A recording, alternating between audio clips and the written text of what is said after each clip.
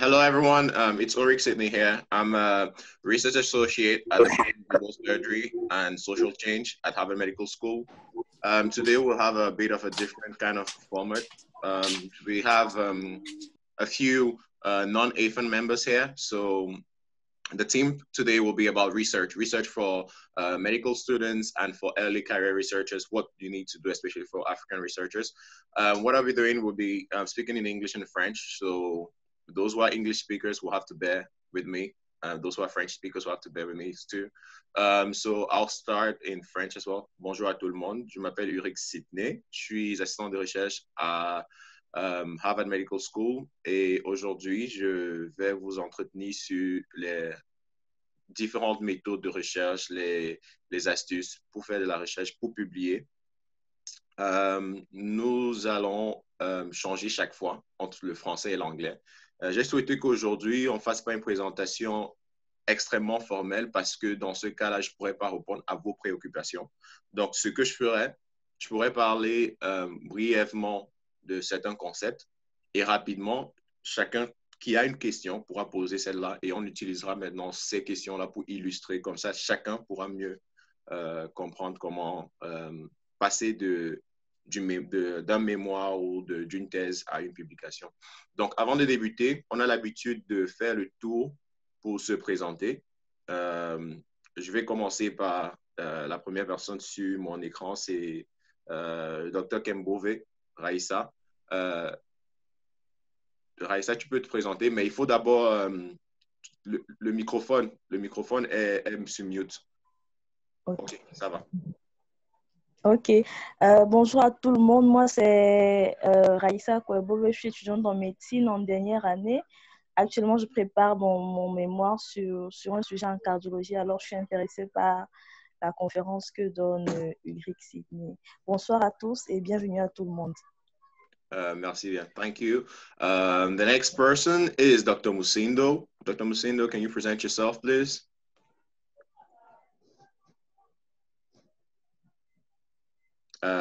Dr. Musindo?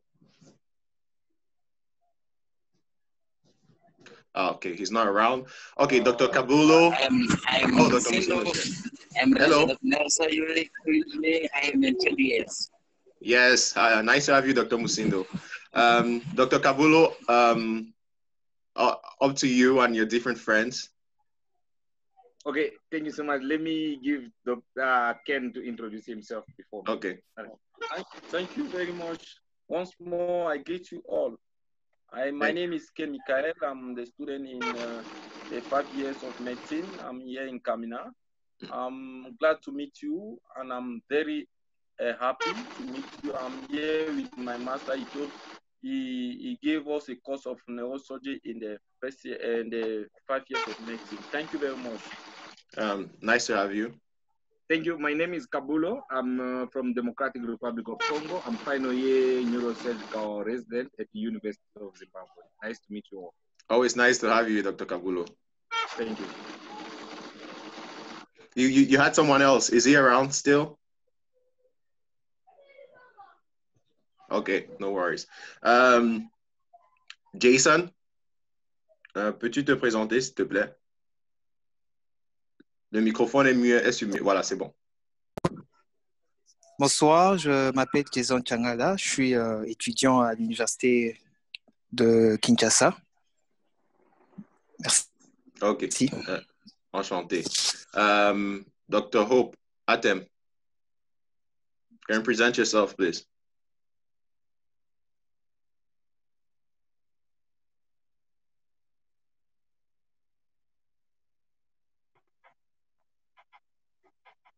Oh, we can't hear you. Sorry. Dr. Atem? Okay, we'll get back to him. Dr. Ulrich Faustin, veuillez vous présenter, s'il vous plaît.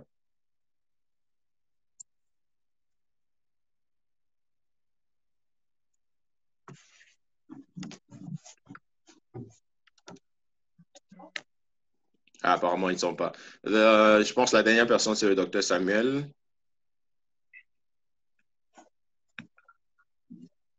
Docteur Lyric, il y a celui qui est aussi avec nous ici, les XT1635. C'est Docteur Bruno. Il n'a pas mis son nom. Ça apparaît la marque du téléphone. S'il peut aussi. Ah, d'accord. Docteur Bruno, si vous voulez vous présenter, s'il vous plaît. Le micro, il faut...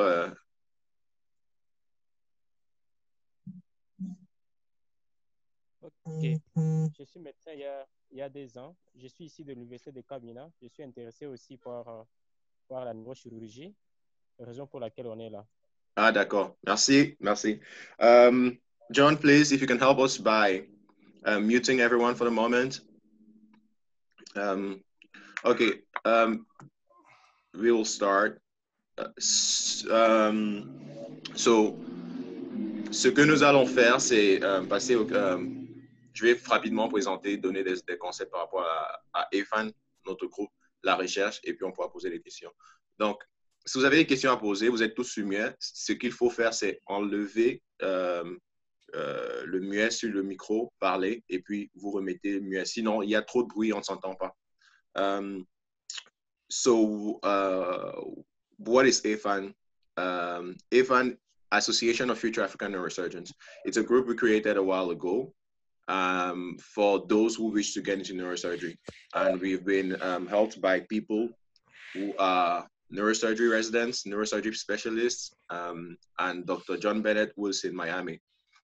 Donc, l'association des futurs neurochirurgiens, l'association que nous avons créée à EFAN, est une association que nous avons créée il y a plus d'un an maintenant. Et nous sommes encadrés par des neurochirurgiens, des résidents en neurochirurgie, tels que le Dr. Kabulo que vous avez vu aujourd'hui, le Dr. John Bennett, qui est le président de Neurosurgical TV, qui est à Miami également, qui nous accompagne au jour le jour dans nos activités. Donc, aujourd'hui, nous allons parler de la recherche et comment il faut y arriver. So, research. The big thing about research is, for us Africans, is first of all English, unfortunately. You might be the greatest person ever. You might have the greatest ideas, the greatest articles, but if you can't write your articles in English, generally you have a lot of problems because you have problems accessing literature, you have problems getting into the top journals, you have problems presenting at international conferences. So English is one of those barriers. It's unfortunate, but that's one of the problems. So one of the biggest things is if you're going to do research, you need to pick up English. Donc, si vous voulez faire de la recherche, vous devez vous mettre à l'anglais. Ça, il n'y a pas autre manière de le dire. Il faut débuter le plus tôt possible. Plus tôt vous le faites, mieux ce sera. L'anglais va vous ouvrir les portes pour la recherche. Et lorsque nous parlons de recherche ici, nous ne parlons pas uniquement de travailler sur un travail de fin d'études, tel un mémoire ou une thèse. Nous parlons effectivement de quitter de la thèse à la présentation. John, if you can mute yourself, please. Nous parlons de quitter de la thèse, du mémoire, à présenter dans des conférences internationales, également à publier des articles. Voilà où nous voulons passer. Néanmoins, si vous avez des problèmes par rapport à vos mémoires, par rapport à vos sujets de thèse, aujourd'hui, nous allons y répondre. Nous allons répondre à ces différentes questions. So, we want to bridge that gap. How do we get to have our articles being published into the top neurosurgery journals? So, the first thing I'll do is, if you have a question right now, go ahead, ask the question. We'll use your example, your problem, and we'll explain, because research is so vast. It's really big. There's no way to do a comprehensive lecture on everything. Donc, nous ouvrons maintenant le... Si vous avez des questions, allez-y. Yes, Dr. Musindo.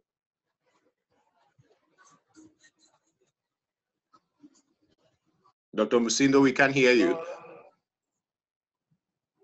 Yes, you can hear me now? Yes. I'm traveling. That's why it's quite difficult to hear me. Mm. I'm traveling to my hometown now. Okay. Maybe if you cut your video feed, we will be able to hear you better. If you cut the, yes, great. So go ahead, your question. No, for now, I have no question. Ah, ok, no worries. Donc, je suppose que pour l'instant, personne n'a eu de questions à poser.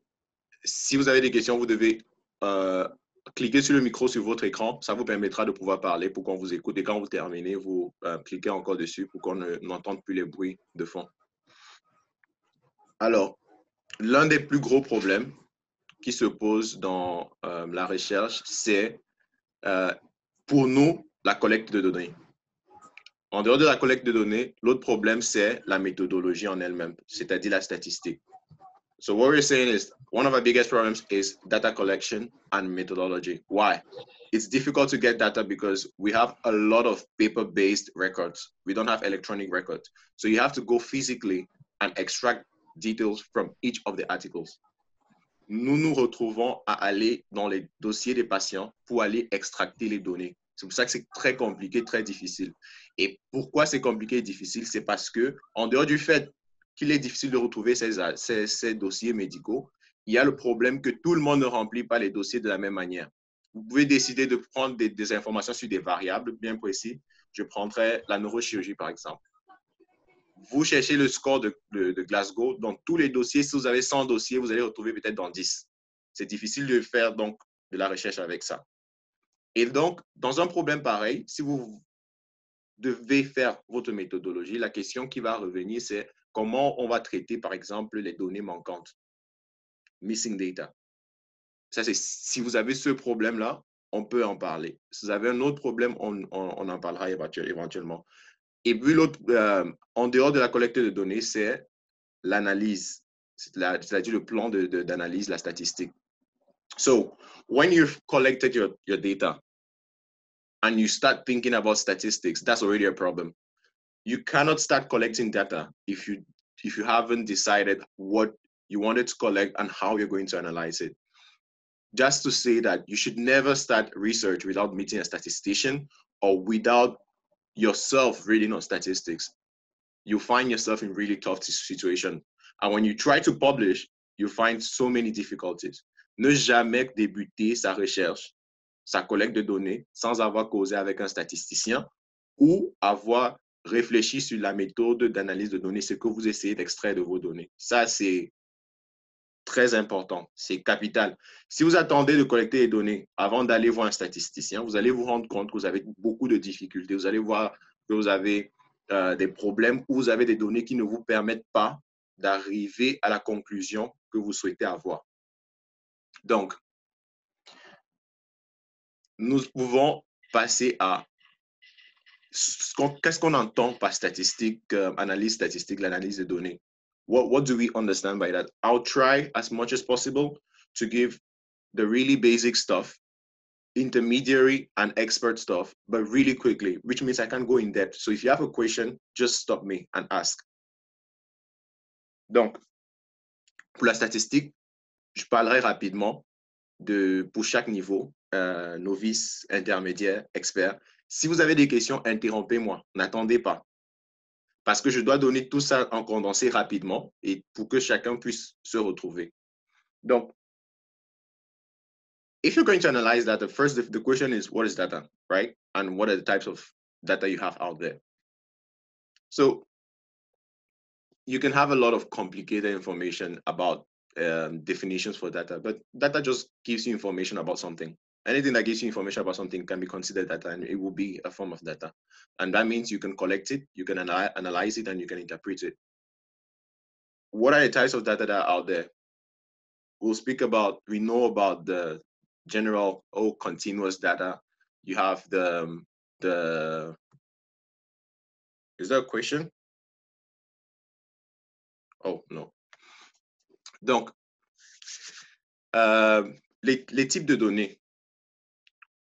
On a tous fait de la biostatistique, on va revenir rapidement. On sait qu'on peut avoir des données qui sont d'ordre numérique, n'est-ce pas? Qui peuvent être discrètes, qui peuvent être continues, qui peuvent être également variables dans le sens qu'elles sont catégoriques, nominales ou ordinales.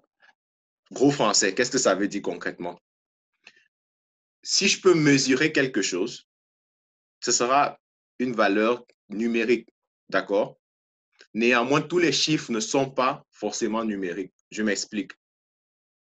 Si je dis, je prends un score tel que le score d'Apgar et son interprétation. Lorsque le score est entre 8 et 10, ce sont des chiffres, mais ça donne une interprétation catégorique avec un ordre, n'est-ce pas? Donc, je dis par exemple, le score d'Apgar est entre 0 et 4. Et je dis le score d'Apgar est entre 8 et 10. Je dis peut-être 9. 9, un score d'Apgar de 9 et un score d'Apgar de 8 ne veut pas forcément dire qu'on a ajouté un point sur une mesurette, n'est-ce pas? Ça donne un état, une définition. Donc, ça donne une classification qui est ordonnée. On sait par exemple que l'enfant qui aura entre 8 et 10 d'un score d'Apgar se portera généralement mieux que l'enfant qui aura un score inférieur à 8. D'accord? C'est la même chose par exemple avec un Glasgow. Donc, ça semble anodin, mais lorsqu'il va falloir faire l'interprétation, lorsqu'il va falloir faire les analyses, lorsqu'il va falloir faire même la collecte, il faut prêter attention à des choses pareilles. Je prends un autre exemple. Lorsque je parle de sexe, homme-femme, là, j'ai deux choses qui sont des catégories, mais qu'il n'y a pas d'ordre. Il n'y a pas la femme est au-dessus de l'homme, l'homme est au-dessus de la femme. J'espère qu'on se comprend. Mais lorsque je parle, par exemple, d'un score d'Apgar, si je dis un score d'Apgar de 10 sur 10, je sais qu'il est meilleur qu'un score d'Apgar de 1 sur 10. Donc, il y a un ordre. Mais lorsque je dis homme et femme, il n'y a pas d'ordre. L'homme d'un côté, la femme de l'autre. So, what I'm saying here is, if we're talking about categorical data, for example, we can have data that is said to be nominal and data that's said to be ordinal. If it's nominal, then it's like the sex, for example, female, male, female or male. There's none that goes above the other one. They just exist. They don't have a natural order. But if I'm saying something like a Likert scale, for example, how much do you agree about the following questions? Strongly disagree, neutral, agree, strongly agree. That gives a hierarchy. Somebody who strongly agrees more than somebody who just said, I agree, right? Somebody who strongly disagrees more than somebody who disagreed. So there's an order to that. It's important to know those kind of data because the kind of statistics that you will use will not be the same. The kind of statistical analysis. Je pense qu'il y a une question. There's a question here. Zolo. Ah non, ça va. OK. C'est pas une question. So,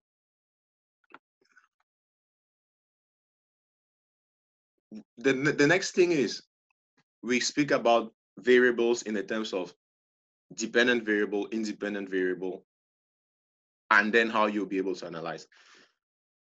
Just as it says, the dependent variable depends on something. So when you have, there's one thing that changes, and when it changes, it causes effects on something else. On parle d'une variable dépendante et indépendante, par exemple.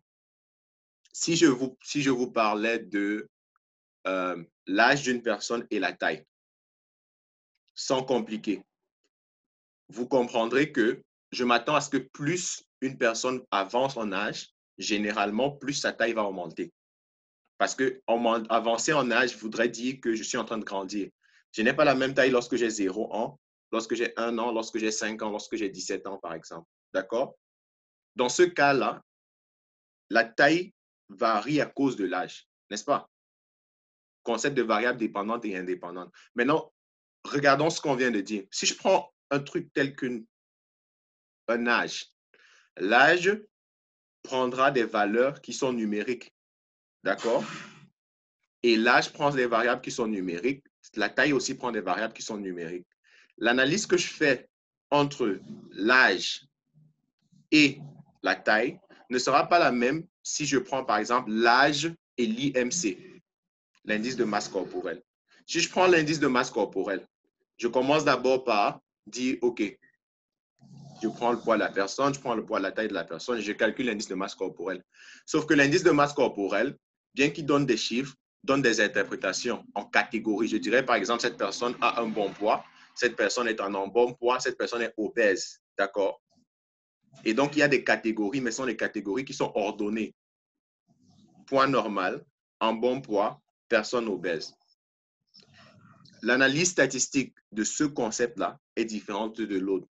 Parce que quand vous allez dans les analyses statistiques, on vous dira que selon que l'une des variables est numérique, l'autre est de catégorie, on fera par exemple des analyses de type ANOVA, Analysis of Variance. Si je prends deux autres variables qui sont par exemple numériques, on aura tendance à aller vers des analyses telles qu'une régression linéaire. Do you have questions right now? Est-ce qu'il y a des questions?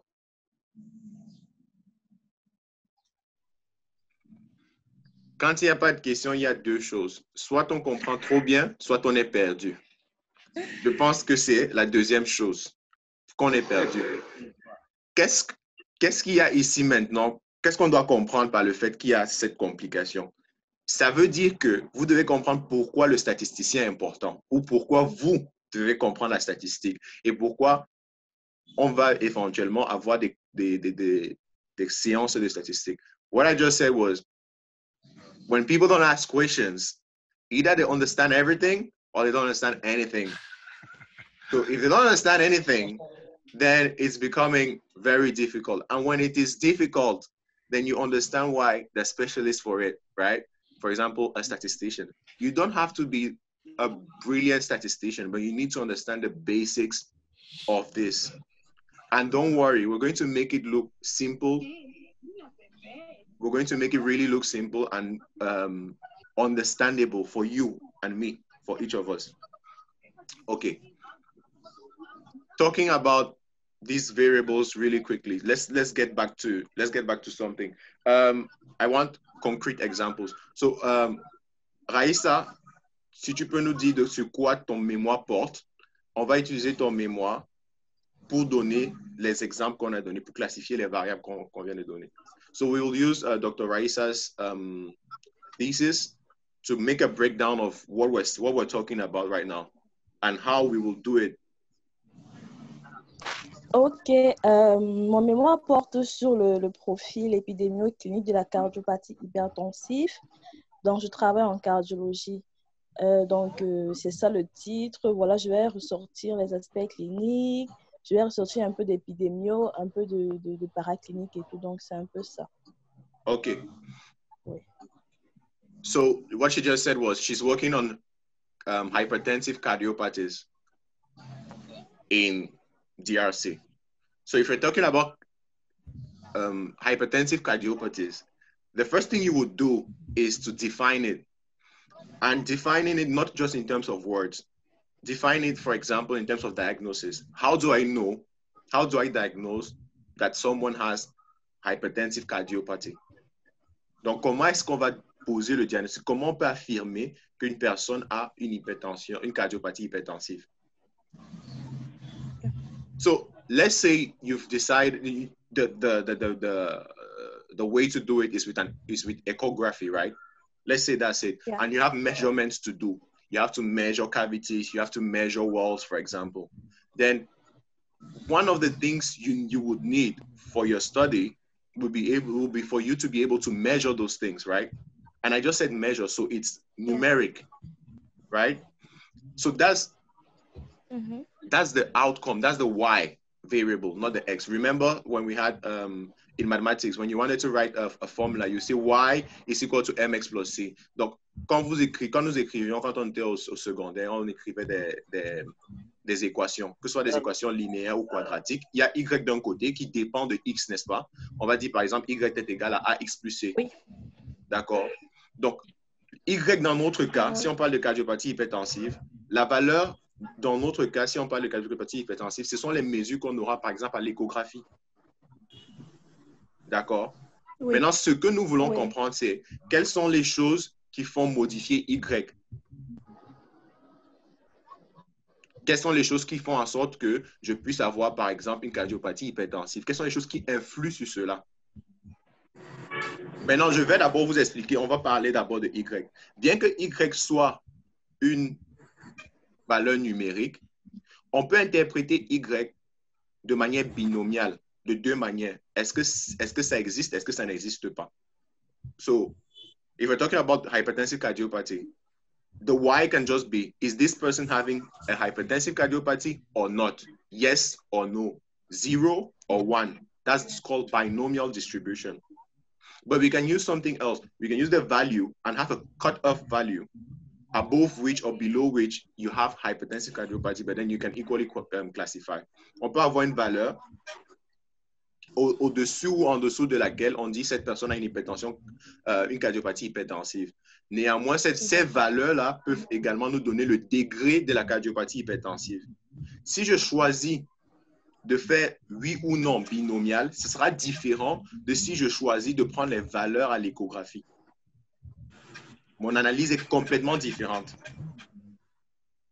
Donc, si je vais prendre ma fiche de collecte et tout ce que je fais, je regarde simplement si on a posé le diagnostic de cardiopathie hypertensive. Je dis oui, non, oui, non, oui, non. C'est très différent de si je prends ma fiche de collecte et je vais dans les comptes rendus d'échographie et je prends les valeurs.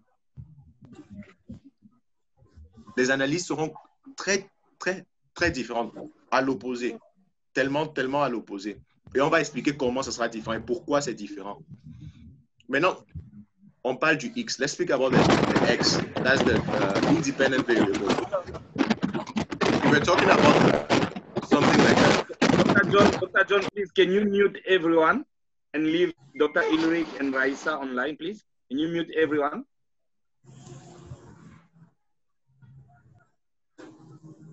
Thanks, John. So if we're speaking about... Sorry, Dr. Ulrich. Dr. Yes? John, can you also mute Vanessa? I think you can leave Raisa and Dr. Ulrich since they are talking about... Dr. John? Oh, okay, yeah, Thanks, John. Thanks. So we want to talk about the independent variable now. Independent variable or variables will be all the different things that can impact on our outcome. So, le X, ça peut être une variable ou plusieurs variables. Dans la vie réelle, il est difficile qu'il y ait une seule variable qui impacte sur une autre variable Y. Ce que je veux dire, c'est dans la vie, il est difficile qu'il y ait une seule chose. Quand elle est là, ça suffit pour avoir, par exemple, la maladie. Si on prend la cardiopathie hypertensive, ce n'est pas parce que je fais une hypertension artérielle que forcément, je ferai une cardiopathie hypertensive. Je pense qu'on est d'accord. Néanmoins, hypertension artérielle est l'une des composantes. Et donc, même hypertension artérielle étant l'une des composantes, si je vais sur ma fiche de collecte de données, et ce que je fais, c'est prendre, par exemple, les valeurs de la pression artérielle contre prendre la classification de l'hypertension artérielle selon l'OMS. Donc, si je vais sur ma fiche, je dis, mon patient aujourd'hui a 180 sur 120. Ou si je dis, aujourd'hui, mon patient a une hypertension artérielle de grade 3, systolique, c'est différent. Parce que dès que lorsque je dis hypertension artérielle systolique de grade 3, j'ai pris une valeur catégorique ordinale. Catégorique parce que ce sont des mots, ce n'est pas mesuré. Et il y a un ordre. Grade 3 est plus sévère que grade 1, n'est-ce pas? Mais si je prends des valeurs, c'est-à-dire je prends seulement 180 sur 120, 180 sur 110, c'est très différent. Bien sûr, avec les valeurs, je peux également transformer cela en catégorie, en une valeur catégorie ordinale. OK? Let's put that aside. So next thing is, once you've identified one of the variables, you need to be able to understand what you're trying to find. You're trying to find a relationship between one of the variables or some of the variables and another variable. Relationship. This is very important. Very, very important. Vous voulez déterminer la relation entre des variables ou une variable qui sera indépendante et une variable qui sera dépendante. Relation. Évitez de parler de relation de cause à effet. C'est-à-dire de dire telle chose cause telle autre chose. Pourquoi c'est difficile et pourquoi il faut éviter? Parce qu'on reconnaît qu'il y a plusieurs composantes dont on a besoin pour avoir un événement. C'est pour cette raison que des études observationnelles, comme ce que nous faisons généralement, parce qu'on ne peut pas faire des études plus poussées parce qu'il faut des moyens, des études observationnelles sont ont du mal à démontrer la relation de cause à effet. C'est-à-dire que si vous écrivez votre manuscrit et vous mettez, quel que soit ce que vous ayez fait, vous vous dites des choses comme nous avons découvert que l'hypertension artérielle, au-delà de telles choses, causait une cardiopathie hypertensive. Ce sont généralement des manuscrits qu'on va rejeter quand vous voulez publier. Le simple fait de dire causer. Pourquoi on dit ça? Et on va expliquer. Posez-vous toujours la question forcément. On dit généralement que les accidents de trafic routier entraînent des morts. Est-ce que toute personne qui est dans un accident de trafic routier décède? Does everyone in a road traffic accident die? No, because you need other things, right? L'accident de trafic routier, peut-être le fait de ne pas porter une ceinture de sécurité, le fait d'être sur une moto, n'est-ce pas? La vitesse à laquelle vous êtes dans l'accident, ce que vous allez heurter, n'est-ce pas? Comment vous allez réceptionner, quelle partie de votre corps sera touchée. Et il y a tellement de choses. C'est pour cette raison que pour contrôler, tellement de choses, il y a certaines études qui sont appelées des études randomisées. Des études randomisées qui peuvent être cliniques, par exemple, qui peuvent être thérapeutiques. Le concept des études randomisées est que on a un groupe contrôle, on a un groupe intervention. On va attribuer les gens aléatoirement. Quand on attribue aléatoirement, la nature s'assure que dans les deux groupes, les autres composantes soient distribuées de manière identique. Et parce que c'est distribué de manière identique, on n'a plus besoin de se soucier de ces choses-là. On peut étudier une seule chose, c'est notre intervention. Donc, si je parlais de cardiopathie hypertensive et je veux élucider la relation entre l'hypertension artérielle et la cardiopathie hypertensive, je prendrais la population que je voudrais étudier. Je prendrai un groupe où mon intervention, c'est de leur donner l'hypertension artérielle. Dans un autre groupe, je ne leur donne pas d'hypertension artérielle, pour quelque raison que ce soit, par exemple avec des rats, et on observe combien de personnes ayant eu l'hypertension artérielle ont fait la cardiopathie hypertensive, combien de personnes n'ayant pas hypertension artérielle ont fait la cardiopathie hypertensive, et on pourra voir maintenant la relation de cause à effet. Parce qu'on a distribué aléatoirement, le mot aléatoire, it is randomized. If you're randomizing and intervening, then it's easier for you to just forget about the other characteristics because these characteristics are evenly shared among the different populations. So you can study one intervention. Quel est le problème avec les études randomisées? Parlons d'éthique. Ce que je viens de dire, serait-il normal de prendre des personnes, de donner à un groupe l'hypertension artérielle et à un autre groupe, on ne leur donne pas l'hypertension artérielle? Est-ce que c'est éthiquement bien? Non. D'où on ne peut pas faire des études randomisées cliniques avec tout. Donc, bien que les études randomisées cliniques soient des études de haut niveau scientifique, on ne peut pas faire avec tout. Il y a beaucoup de choses qu'on ne peut pas faire des études randomisées cliniques avec. Imaginez, vous arrivez dans un hôpital, on vous dit, oui, on sait que vous avez votre infarctus du myocarde, mais on fait une étude actuellement, on va vous randomiser soit dans un groupe avec traitement par chirurgie, soit dans un groupe sans traitement. Vous allez accepter. Donc, dans un groupe, on observe. On ne fait rien pour vous. On vous observe juste. Dans un autre groupe, effectivement. Donc, l'étude randomisée ne sera pas possible dans ce cas. Bien que c'est un haut niveau statistique, scientifique, ça ne peut pas être fait pour tout parce qu'il y a des réalités de la vie de tous les jours. D'où les études comme celles que nous faisons sont importantes également. Donc, oui, c'est un niveau scientifique bas, mais vous ne devez pas vous sentir inférieur.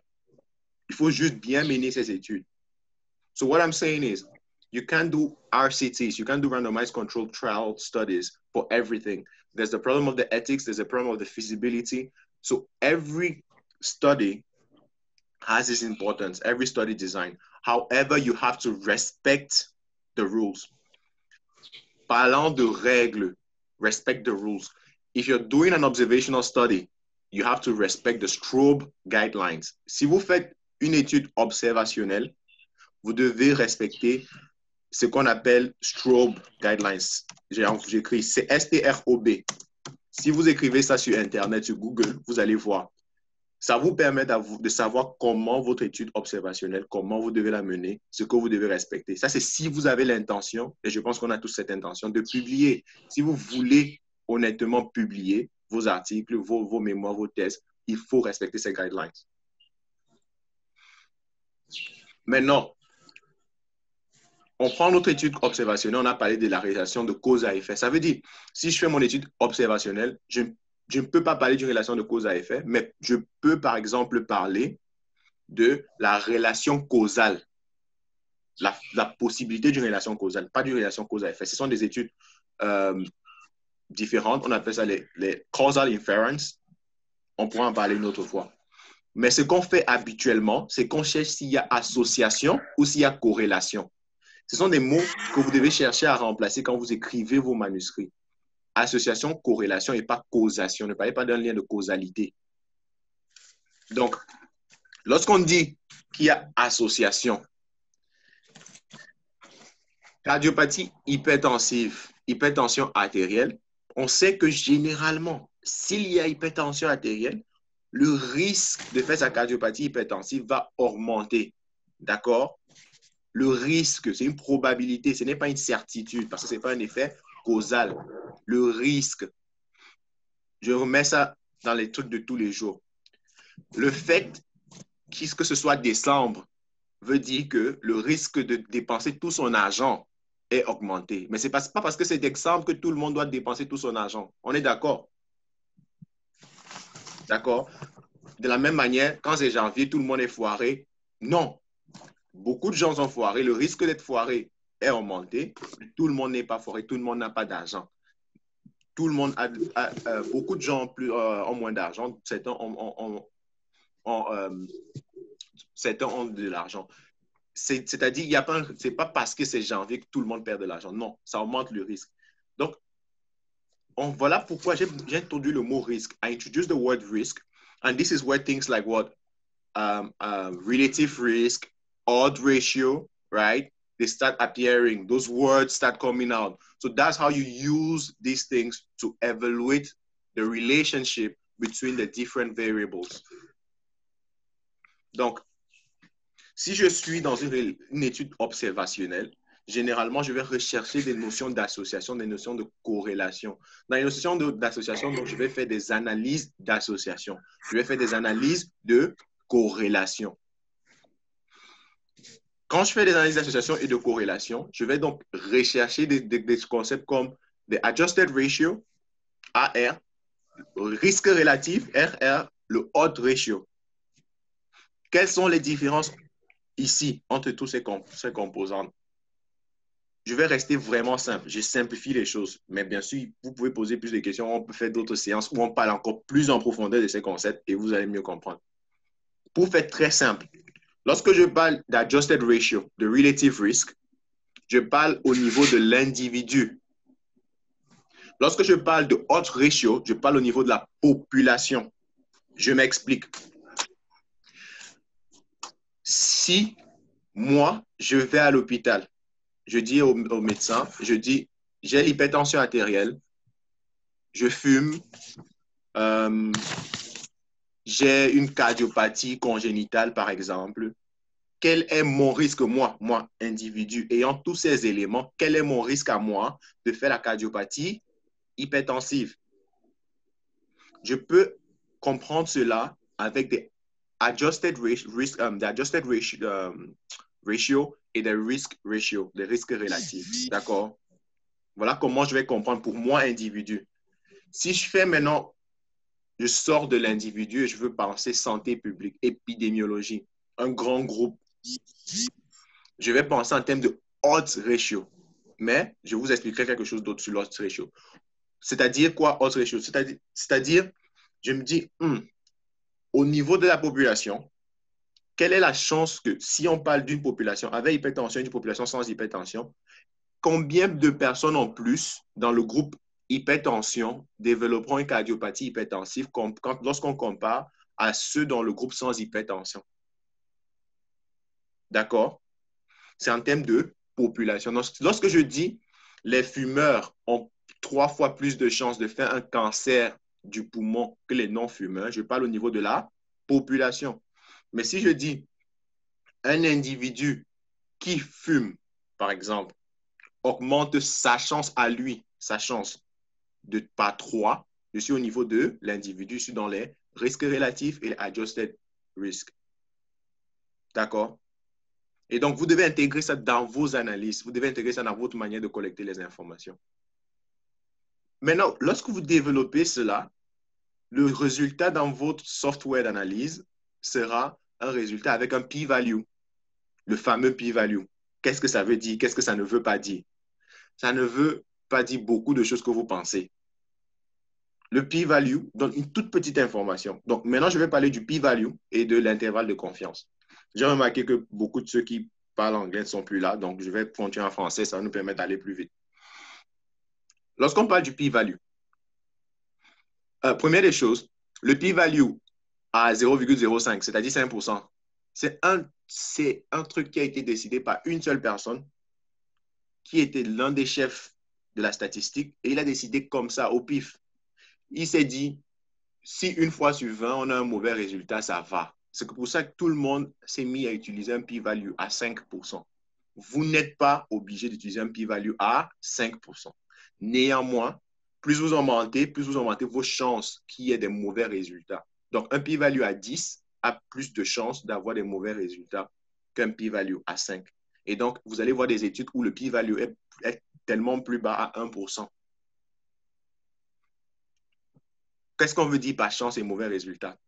Nous avons tous vu les tableaux 2 par 2, les tableaux de contingence, où on dit maladie et d'un côté, on a un test, n'est-ce pas? On dit une maladie, par exemple, disons cardiopathie hypertensive.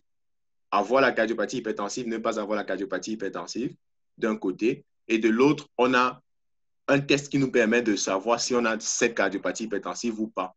D'où on aura des choses comme des faux positifs, des vrais positifs, faux négatifs, vrais négatifs. Je pense que tout le monde connaît ça, n'est-ce pas? D'accord? Donc, si je suis un vrai positif, ça veut dire que j'ai la maladie et le test a découvert que j'ai effectivement la maladie. C'est un bon résultat. Si j'ai un vrai négatif, ça veut dire que je n'ai pas la maladie et le test a dit que je n'ai véritablement pas la maladie. Donc, les mauvais résultats, ce sont des choses telles que des faux positifs et des faux négatifs. On n'aime pas des choses pareilles. D'où on est venu avec des concepts du genre sensibilité, spécificité. Après, on a eu des trucs comme des valeurs prédictives positives, des valeurs prédictives négatives. Laissons ces gros mots pour une autre fois. Revenons aux mauvais résultats d'abord. Et comment le p-value nous aide à comprendre ces éléments et d'où vient l'intervalle de confiance.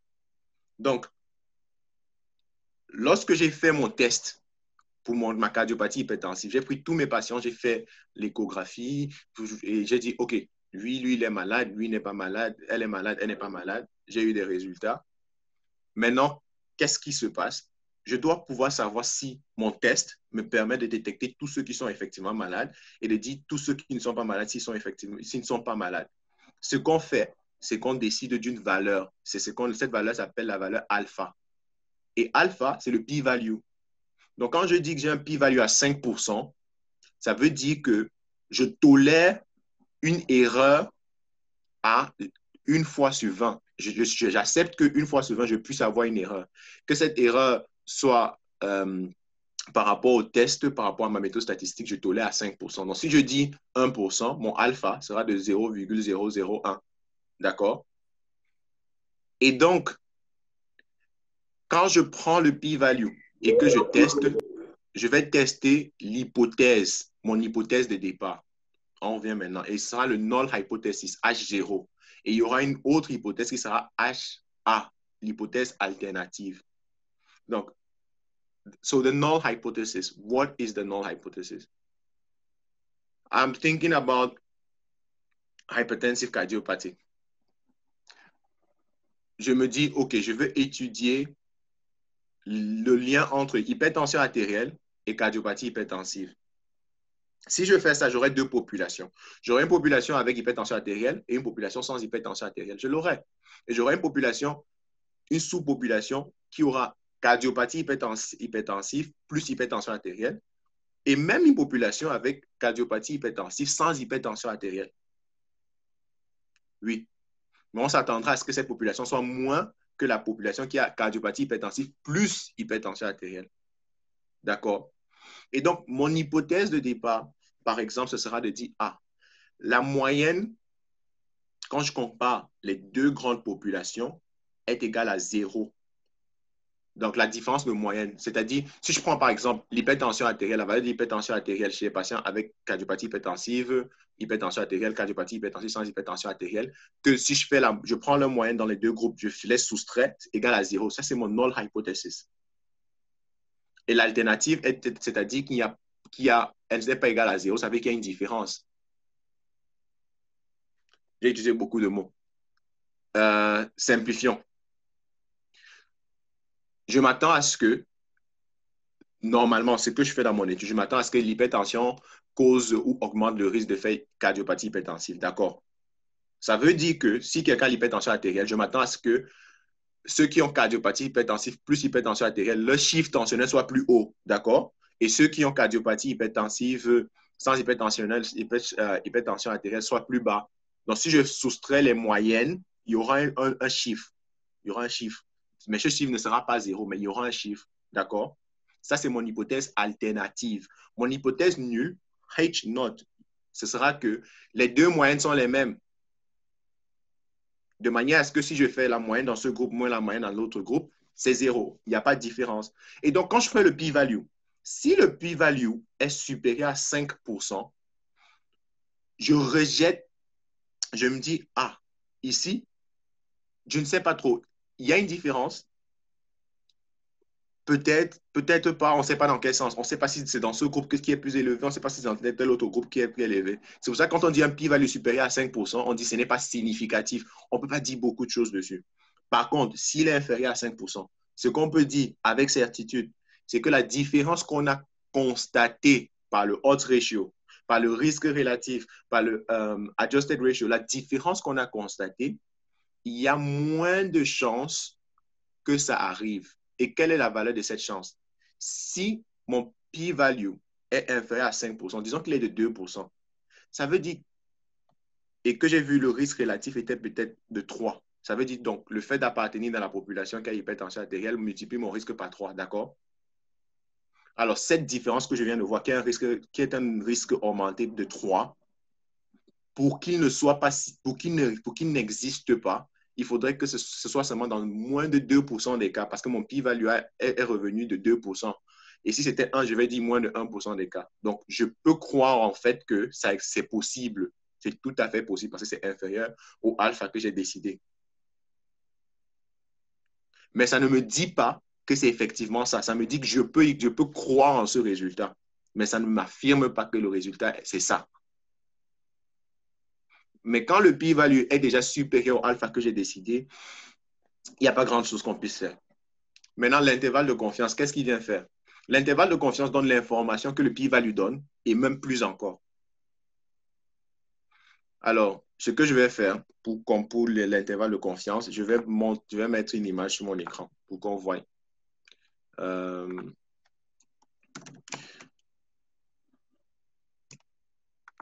Gaussian distribution. Juste un instant, je vais vous montrer ce que je veux dire. Ah, voilà. Voici ce que je veux.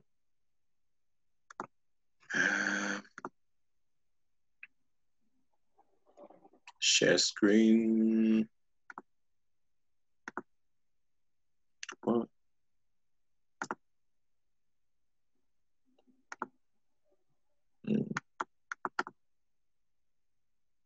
OK. I think everyone is seeing this. Je pense que tout le monde voit ça. D'accord? On voit, non? OK. Bon.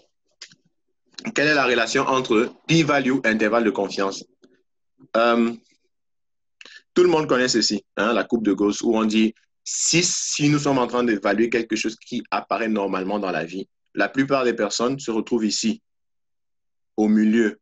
Et parfois, il y a des personnes qui sont tellement petites, des personnes qui ont beaucoup plus. Donc, si on prend par exemple l'intelligence, on prend la taille, le poids, ce sont des choses qui devraient suivre cette courbe-ci, qui est une courbe normale, une courbe gaussienne. quelles sont les caractéristiques d'une courbe gaussienne, simplement, et comment vous pouvez le savoir? Une autre chose pour votre analyse statistique. Lorsque votre médiane et votre moyenne sont égales, ou proches, près d'être égales, ne sont pas très différentes, moyenne et médiane, très probablement, vous avez une courbe gaussienne, une courbe normale. Également, ça, ce sera important. Pour une autre fois, on pourra en parler. Donc, le chiffre bizarre, ça, c'est ce qu'on appelle le standard deviation, déviation standard. Donc, ce truc bizarre, c'est déviation standard. Ça, c'est 2 fois la déviation standard, ça, c'est 3 fois la déviation standard. Prenons notre cardiopathie hypertensive. Cette courbe respecte une règle que Gauss a décrite. Gauss dit que lorsqu'on a une courbe pareille, lorsqu'on a quelque chose qui se distribue de cette manière, et qu'on fait plus ou moins une fois la déviation standard, on a à peu près 68% de la population qui se retrouve dans cet espace. C'est ça que vous voyez 0,34, c'est-à-dire 34%. Si je fais 34% plus 34%, ça fait 68%. Lorsqu'on a 2 déviations standards, ce chiffre monte à 94%. Donc, c'est-à-dire 14% plus 34%, et puis on multiplie par 2. Et donc, plus ou moins 2 déviations standards nous donnent à peu près 95% de la population, soit 19 fois sur 20. Rappelons que nous avons dit que le p-value, qui a une valeur de, quand on le met à 5%, donc 0,5%, 0,5 ou 5%, ça avait été déclaré arbitrairement. C'était arbitraire. Il a dit juste, le monsieur a dit, on va utiliser un p-value à 5. Donc, vous pouvez changer. Mais si vous respectez le p-value à 5%, ça veut dire que vous acceptez une erreur sur 20. Et donc, vous acceptez d'avoir 19 sur 20 qui sont justes, qui sont correctes. On vient de dire qu'entre moins 2 déviations standards et plus 2 déviations standards, on a 95% de la population. N'est-ce pas? Ça veut dire que quand j'utilise un p-value à 5%, ce que je dis, c'est toutes les valeurs qui sont ici de moins 2 en descendant, de plus 2 en montant, sont comprises, c'est-à-dire les erreurs sont comprises dans à peu près 5%. Et donc, quand mon p-value revient à 5%, ça veut dire que ces erreurs sont dans 5%. Si ça revient à 4%, c'est à peu près 4%. Si ça, et ainsi de suite, blablabla, ça descend, ça descend, ça descend. Et maintenant, ici, voici où on parle de, vous remarquerez qu'il y a une partie qui va vers le bas, une partie qui va vers le haut. C'est ce qu'on appelle les two-tailed analysis. Donc, si vous faites l'analyse et vous voyez quelque part two-tailed, parce qu'il y a 2 queues, une queue en bas, une queue en haut. Donc, quand je dis 5%, en fait, c'est 2,5 pour le bas, 2,5 pour le haut. Mais toutes les analyses n'ont pas besoin de faire une étude de haut et de bas. L'exemple de Raïssa, c'est la cardiopathie hypertensive. La moyenne de la cardiopathie hypertensive serait une valeur quelque part ici. Si on a par exemple ici 160 mm de mercure, et ça c'est 140, nous n'avons pas besoin des valeurs en dessous de 140 parce que elles ne sont pas définies comme étant l'hypertension artérielle. Donc, ça ne sert à rien dans une étude pareille de faire un two-tailed analysis parce que ceux qui auront moins de 140 mm de mercure ne seront pas définis comme ayant une hypertension artérielle. Donc, dans une étude comme celle de Raïssa, nous serons seulement intéressés par quelque chose qui vient, tout ce qui vient au-dessus. Ici, peut-être ça peut être 180 et nous allons rechercher où les erreurs peuvent se produire ici en haut, mais pas vers le bas. Donc, dans une étude pareille, il faut un one-tailed analysis, ce qui veut dire que le alpha va être divisé par 2. Ce ne sera pas de 5%, il sera de 2,5%. Un autre exemple. Vous essayez de comprendre comment l'obésité influe un autre concept. Et la valeur qui est ici en bas n'est pas une valeur qui est définie comme étant une valeur pour l'obésité. Ça ne vous intéresse pas. Néanmoins, il y a des circonstances dans la vie où ces deux éléments sont tout aussi intéressants. Donc, vous allez faire des two-tailed analysis. Donc, dans cette analyse, ce qu'on vient de dire, c'est ce que je vous ai décrit comme étant moins 2 déviations standards, plus 2 déviations standards, c'est ce qu'on appelle l'intervalle de confiance. Et donc, Un intervalle de confiance à 95%, c'est un intervalle de confiance qui correspond à un p-value à 5%. Donc, si je fais un p-value à 1%, je dois déclarer un intervalle de confiance à combien? À 99%. D'accord? Si je fais un p-value à 5%, mon intervalle de confiance que je dois déclarer, c'est de 95. Si je fais un p-value à 1%, je dois faire un intervalle de confiance à 99. Donc, l'intervalle de confiance nous donne non seulement la limite et donc le pourcentage, donc le p-value, mais il nous donne également les valeurs au milieu. Donc, l'intervalle de confiance renseigne plus que le p-value. D'accord? Et comment est-ce qu'on comprend si j'ai un message, je crois. Je ne sais pas. So, oui, Dr. Nourou va présenter bientôt. Je vais arrêter d'ici peu. Donc, comment est-ce qu'on saura si on a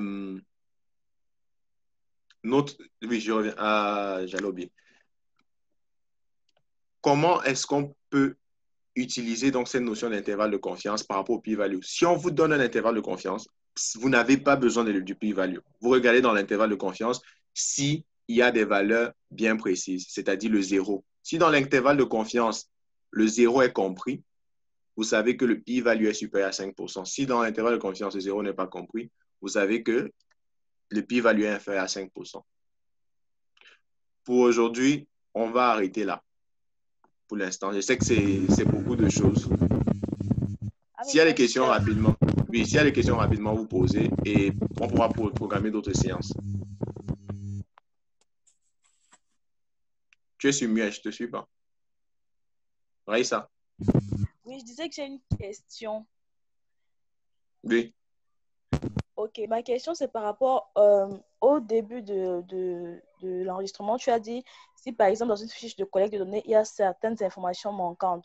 Je prends mon cas particulier. Par exemple, dans ma recherche, je donne des résultats peut-être d'écho-cœur, de ECG, de radiographie du thorax. Alors, prenons l'exemple d'un patient hypertendu qui a fait des examens, qui a fait tous ces examens, mais peut-être certains se sont perdus. Comment est-ce que comment résoudre ce problème en fait?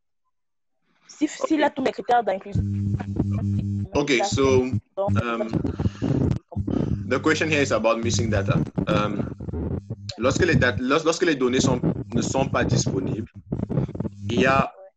il faut d'abord déterminer si ces données font partie du Y, c'est-à-dire la valeur dépendante, si ça détermine le Y ou si ça ne détermine pas le Y. Donc, si ça ne détermine pas le Y, vous pouvez faire ce qu'on appelle un missing value analysis. Il y a plusieurs manières. L'une des manières les plus simples de faire le missing value analysis, c'est de prendre la moyenne ou une personne, un autre patient qui a les mêmes caractéristiques que votre patient, peut-être le même âge, le même sexe, qui a eu son hypertension depuis le même moment, et vous allez l'attribuer les mêmes valeurs, par exemple, d'échographie qu'à l'autre. Mais vous devez dire dans votre analyse que vous avez eu des données manquantes et vous avez fait un missing value analysis. C'est l'une des manières. L'autre manière, c'est de prendre la moyenne de tout ce que vous avez et vous attribuer à tous ceux qui sont perdus. Mais vous devez dire, chaque fois que vous faites une chose pareille, vous devez dire, mais ça ne peut pas être le outcome que vous êtes en train d'étudier. Chez toi, tu étudies la cardiopathie hypertensive. Donc, si c'est diagnostiqué par échographie, tu ne peux pas faire ça avec ça. Mais pour les autres données, l'ECG et consorts, tu peux. OK. Quelqu'un d'autre a une question? OK. Bon. Well, Dr. Kabulo? Oh, no. OK. We have another presentation right now. Dr. Nourou has to present. He's very busy and he has to go on. Dr. Hilary? Yes, Dr. Kabulo. Okay, thank you so much for the great presentation. I really enjoyed your presentation. My question, I think yes, it's an easy question, or let me say a silly question or what. So what I want to know is, let's say someone is working on epidemiology of traumatic brain injury in children. Yes. Okay. Yes. Then after that is just analyzing the causes of that trauma and the treatment offering to those patients, and also the outcome. And outcome using the Glasgow Outcome Scale. So when you are using the Glasgow Outcome Scale, after that you want to make association between cause of the trauma and the outcome. Yes. Since you are doing now that association between those two, will you need also to do a p-value in that case? And how do you compare now association and p-value? OK, thank you very much. Donc, le docteur Kabulo pose une question bien précise. Vous travaillez sur traumatisme crânio-encéphalique dans la population pédiatrique. Vous voulez voir entre les facteurs, les caractéristiques, qu'elles soient épidémiologiques ou cliniques des patients pédiatriques et le outcome. Dans le cas de traumatisme crânio-encéphalique, c'est le Glasgow Outcome Scale. Et vous avez l'association, vous avez le p-value, comment vous interprétez. Première chose, c'est si c'est pour un mémoire, l'association peut se passer, ça peut suffire. Mais si c'est pour publier, l'association ne va pas suffire. Les simples mesures d'association telles que les qui carrés, association corrélation, avec des odds ratios, ça ne peut pas suffire pour publier. C'est quasiment impossible dans un bon journal. Il faut faire plus. Donc déjà, les associations viennent avec leur propre p-value, chaque association. Ça dépend de ce que vous allez utiliser. Et les associations sont utilisées selon, déjà, c'est une courbe gaussienne, donc le population sample. Si le population sample est large, si vous avez beaucoup de personnes, si vous avez fait une taille d'échantillon avant de commencer, vous avez atteint cette taille d'échantillon, vous pouvez utiliser des mesures gaussiennes, comme ce que je vous ai montré. Sinon, il y a d'autres. Donc, Dr Kabulo, pour les différents types de mesures d'association, je pourrais vous dire, je pourrais vous donner les différentes après, mais le p-value est associé, ça dit simplement que l'association qu'on a trouvée est significative ou pas. Ce que je conseillerais dans ce cas, c'est puisque vous avez le Outcome Scale, le Glasgow Outcome Scale, je suppose qu'il est au 28e jour. D'accord? L'une des choses à faire, ce serait faire une courbe d'analyse de survie, c'est-à-dire un Kaplan-Meier curve. Vous faites une courbe d'analyse de survie où vous avez les patients qui sont décédés et les patients qui sont vivants. Ça va donner comme des escaliers. Vous faites une courbe Kaplan et vous faites un hazard ratio. Ça va vous donner des chances à chaque jour de chuter. Et maintenant, vous pouvez également faire, après cela, pour l'association entre les autres, c'est de faire une régression. La régression pourra être logistique dans le cadre où vous avez des composantes comme le sexe masculin, féminin. Donc, vous pouvez faire une régression logistique d'abord univariée, une variable chacune. Et maintenant, celles qui seront significatives, vous faites une association, une régression multivariée. C'est-à-dire, vous prenez toutes celles qui sont significatives, vous mettez ensemble, mais en ajustant pour d'autres composantes. Ça permettra, dans ce cadre-là, de voir ce qu'on appelle les confounders. Donc, pour publier un truc pareil, il faut, je répète, il faut une analyse de suivi au minimum. Donc, Kaplan-Meier, hazard ratio, et ajouter régression logistique, d'abord univariée, ensuite multivariée. Et ça devrait, avec tout ça, être assez intéressant. Merci beaucoup, collègue. Merci, docteur. I think that's all for today. Ce que nous allons essayer de faire, je vais communiquer. Je peux aussi parler. J'ai une question. OK, oui, rapidement, parce que docteur Mounourou doit présenter. Oui. Non, en fait, je voulais demander au sujet de... Vous voyez, vous dites que lorsque tu as déjà fait le p-value, ce n'est pas du tout important. Ou soit si tu as déjà l'intervalle de confiance, ce n'est pas du tout important de recourir encore au p-value. Mais si l'intervalle de confiance que je fais, comme j'ai fait l'intervalle de confiance, par exemple, de l'autre ratio, et j'ai encore un p-value, est-ce que ce sont des valeurs de surplus ou l'une des valeurs importantes? Je ne dis pas que ce n'est pas important. Voici ce que je dis. Je répète. L'intervalle de confiance vous dit déjà si le p-value est significatif ou pas, mais il ajoute d'autres informations. Donc, là, ce que je vous dis, c'est si vous devez faire le choix entre calculer le p-value et l'intervalle de confiance, calculez l'intervalle de confiance. Simplement pourquoi? Si dans l'intervalle de confiance, les chiffres d'un côté et de l'autre, il y a 0, cette valeur n'est pas significative. Mais s'il n'y a pas 0 dans cet intervalle de confiance, et excusez-moi, 0, c'est si vous ne faites pas pour les odds ratios, si vous ne faites pas pour les ratios. Si vous faites pour les choses telles que logarithme de odds ratio, logarithme de quoi que ce soit, logarithme c'est 1, rappelez-vous. Pour le logarithme, c'est 1 quand vous changez. Je sais qu'il y a beaucoup de questions. Je vais communiquer avec vous pour d'autres séances et on va choisir à chaque fois un seul truc, on va parler. Je vais juste continuer un peu pour la partie comme on parlait de méthodologie et de la recherche, par exemple. Donc, avant de revenir sur les cardiopathies hypertensives, l'étude que le docteur Nourou, par exemple, vient de décrire dans son design, comment est-ce qu'on pourrait l'analyser? Ils ont pris des patients qui, d'un côté, bénéficient d'un traitement médicamenteux et d'un côté, d'un traitement chirurgical. Alors, quand on fait comme ça, ce sont des études qui sont appariées, paired research. Et donc, appariées dans le sens où on va prendre un patient dans le groupe médicamenteux, de traitement médicamenteux, on va choisir certains critères, les critères, par exemple, qui influencent la pathologie. Par exemple, on sait qu'avec les pathologies du rachis, il y a l'âge, il y a le sexe, il y a le poids, par exemple, si on est obèse ou pas. Et on va apparier ces patients avec une autre personne dans l'autre groupe.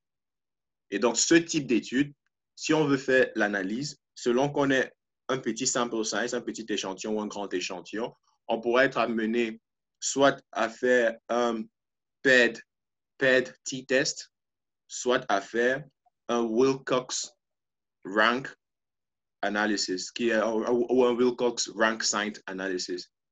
C'est donc encore pour montrer que ce soit la méthodologie du côté statistique, que ce soit même les résultats qu'on recherche et les données qu'on a eues, c'est toujours, il est toujours important vraiment d'avoir cette approche statistique avant d'entrer dans la recherche elle-même ou bien la publication. On était, avant que le docteur Nourou ne présente, on était sur l'étude de Raissa, qui était pour les cardiopathies hypertensives chez les patients en milieu hospitalier en République démocratique du Congo. Et donc, nous disions que lorsqu'il y a des données qui sont perdues, les données qui sont perdues, on peut les traiter de certaines manières, faire ce qu'on appelle des missing value analysis. Donc, deux des manières les plus simples et les plus rapides, mais il faut toujours le dire dans la méthodologie, parce que si vous ne le dites pas en méthodologie, vraiment, il y aura un problème. L'une des manières pour le missing value analysis, je rappelais, c'est de trouver pour le patient. Déjà, il faut s'assurer que ce que vous cherchez comme missing value n'est pas le outcome. Donc, ça ne doit pas être, dans le cas de la cardiopathie hypertensive, des données, par exemple, d'échographie. Ça ne peut pas être cela. Donc, on peut peut-être faire avec autre chose, peut-être le poids du patient, peut-être l'âge du patient qu'on a perdu, ou peut-être le sexe du patient. Donc, tout ce qu'il faut faire, c'est trouver dans la liste, avec le First Missing Value Analysis, trouver dans la liste un patient qui se rapproche le plus à ce patient-là, et on va l'attribuer les mêmes caractéristiques. Donc, si on voit un patient qui, on connaît plus son âge, on a son sexe, on a son résultat échographie, on a ses chiffres tensionnels, on cherche une personne qui a à peu près le même truc et on va l'attribuer. Ça se fait également par les softwares directement. C'est l'une des manières. L'autre manière, ce serait de prendre la moyenne de toute la population et d'attribuer pour tous les missing values. Mais ça ne peut pas, une fois de plus, être un outcome. Il y a des choses plus complexes, bien sûr, mais voilà les moyens les plus simples. S'il y a une autre question au niveau design, je sais qu'on n'a pas parlé de tout. Il y a moyen de parler de tests encore plus compliqués. Si vous avez une question au niveau design, study analysis, vous pouvez poser la question. Sinon, on peut passer au prochain truc. Bon, apparemment, non. Il n'y a pas de... Franklin, tu es mute. Tu es muet. Bon, je voulais juste ajouter quelque chose qui est assez important quand même avant d'initier la collecte des données. Parce que je crois que tu l'as mentionné, mais tu n'as pas beaucoup insisté. C'est que lorsque tu as fini de faire la méthodologie de ton travail, si tu n'as pas de fin connaissance statistique, il vaut mieux, avant de commencer la collecte des données, de rencontrer un statisticien pour que vous travaillez de fond en comble sur les variables que tu as définies. Parce que les variables que tu définis, par moment, tu ne les définis pas très bien et au moment de la collecte, tu te rends compte que il y a des choses que tu n'arrives pas à collecter. Donc, c'est important de rencontrer le statisticien avant de commencer Dès que tu as fini la méthodologie et puis tu as essayé de faire des variables que tu dois pouvoir travailler, sur lesquelles tu dois pouvoir travailler, de pouvoir rencontrer le statisticien immédiatement pour que vous puissiez travailler sur la fiche de collecte. Donc, c'est ce que je voulais un tout petit peu ajouter. Merci. OK, merci bien. Alors, l'autre chose dont je voulais parler, parce que c'est l'une des situations dans lesquelles je me suis retrouvé assez récemment. Pour ceux qui ont par exemple déjà des mémoires ou des thèses, ou qui vont avoir des mémoires, des thèses et qui ont l'intention de publier, vous devez retenir que ce soit la manière que vous écrivez, la manière que vous faites les références, la manière que vous réalisez vos figures, la manière que tout ce que vous faites sur le document change selon le journal à qui vous allez soumettre. Et ça change drastiquement. Pourquoi les journaux font ça? Un, c'est pour se démarquer, pour montrer, surtout pour ceux qui sont prestigieux. Et c'est vraiment ridicule comment ils modifient les choses. C'est vraiment ridicule. Pour dire qu'il y a des toutes petites choses. La deuxième chose, c'est qu'ils font ça parce qu'ils reçoivent beaucoup d'articles. Donc, pour diminuer les articles qui sont soumis chez eux, ils mettent des instructions qui prennent du temps à appliquer, de manière à ce qu'une personne qui ne l'a pas fait, on rejette l'article directement. On ne lit pas. Parce que quand vous soumettez l'article, ça va d'abord chez ce qu'on appelle le Managing Director. Le Managing Director ne regarde que ça. Le Managing Director n'a d'ailleurs aucune connaissance du concept. Donc, le Managing Director va regarder si vous avez respecté le nombre de mots pour l'abstract. Vous allez voir, certains vont vous dire qu'ils veulent 200 mots pour l'abstract, d'autres c'est 250, d'autres c'est 300, d'autres vont jusqu'à 400. Donc, c'est très différent. Selon la personne, le journal à qui vous allez soumettre, ça va changer. Donc, il faut faire attention. Vous allez voir, certains, ils vont vous dire, eux, ils appellent la première partie introduction. D'autres vont vous dire c'est background. D'autres vont vous dire c'est contexte. Et si vous laissez, vous envoyez chez la personne qui appelle ça contexte, vous envoyez, on va vous renvoyer le truc. Et on ne vous renvoie pas immédiatement. Ça prend du temps, ça vous occupe, ça prend peut-être 1 mois, 2 mois après. Non. Donc, vraiment ridicule. Une personne va vous dire, je prends uniquement les articles en Times New Roman, taille 10. L'autre va vous dire, moi, je ne prends qu'en Calibri, taille 14. Et donc, où est-ce qu'on trouve ces informations? Chaque fois que vous voulez soumettre, vous devez connaître déjà le journal à qui vous voulez soumettre. Vous allez dessus et vous vérifiez ce qu'ils ont. Ça peut s'appeler Instruction for Authors, Guide for Authors, Submission Guidelines. Et vous lisez cela. Donc, vous allez voir pour les références. Nous, par exemple, généralement, en Afrique, quand on fait nos références pour les travaux de fin d'études, c'est juste Vancouver. Généralement, uniquement Vancouver qu'on utilise. Néanmoins, dans la littérature médicale, quasiment chaque journal a sa référence. Ça peut être une modification de Vancouver, ça peut être AMA, Association of American Medical Association, ça peut être Harvard Reference Style, tellement de choses. Si vous avez un truc comme Zotero, c'est très facile. Quand vous voulez soumettre un journal, vous allez ajouter une nouvelle référence. Vous cherchez pour le journal, ça vous donne exactement celui-là. Et tel que ça vous donne, ne modifiez pas. Parce que chacun a des petits trucs. L'autre va vous dire, il faut toujours mettre un espace ici, il faut mettre une virgule là-bas. Donc, il vaut mieux utiliser un reference manager. C'est différent. Vous prenez les figures, par exemple. Les figures, il y a une résolution pour la soumission des figures qu'il faut respecter. Dès lors que vous modifiez les figures, ça change. Il y a ceux qui vont vous dire, vous devez écrire les mots dans le texte de la figure. Il y a d'autres qui vont vous demander d'envoyer les textes en dehors de la figure. Il y a d'autres qui vont vous dire la couleur, la taille, la police des textes dans la figure. C'est-à-dire, même chose pour les tableaux. Donc, chaque personne a des trucs différents. C'est pour dire que une fois que vous avez fini votre thèse, par exemple, il est impossible de prendre votre thèse ou votre mémoire tel que c'est, envoyer et ce sera accepté. Impossible. Vous allez devoir faire des modifications incroyables. Et pas possible. Il y a même des limites sur le nombre de figures que vous pouvez soumettre. Il y a des limites sur le nombre de tableaux. Il y a des limites sur la dimension du tableau. Il y a des limites sur la taille de la figure. La figure doit avoir une taille bien particulière pour qu'elle puisse être mise dans le document. Et tout ça, vous allez l'apprendre. Donc, quand vous voulez soumettre, c'est encore tout un travail. C'est pour cette raison que l'auteur d'un manuscrit n'a rien à voir avec celui qui a fait, par exemple, la thèse ou le mémoire. L'idée initiale, bien sûr, étant celui qui a dirigé, qui a fait le travail, cette personne devrait être le first author.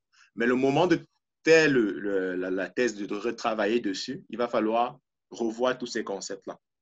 Donc, toujours, si vous voulez soumettre votre article, vous voulez avoir l'opportunité de publier vos articles, il faut suivre ces petits concepts-là. Maintenant, quand vous soumettez, certains vous demanderont de l'argent, d'autres pas. Si vous soumettez avec une affiliation dans les pays en voie de développement, il y a certains journaux qui vous diront non, ça va, vous n'avez pas besoin de payer, ça va passer. Il y a d'autres qui ne prennent pas simplement le fait d'être dans un pays de voie de développement, ils vont prendre les pays dans le tiers le plus bas. Ce sera par exemple, ceux qui ont une affiliation à RDC généralement n'auront pas besoin de payer pour bien les journaux. Pour beaucoup de journaux, il n'y aura pas besoin. Arsène, il faut muter, pardon.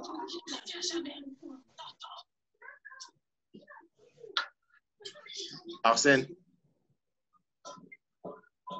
Not listening.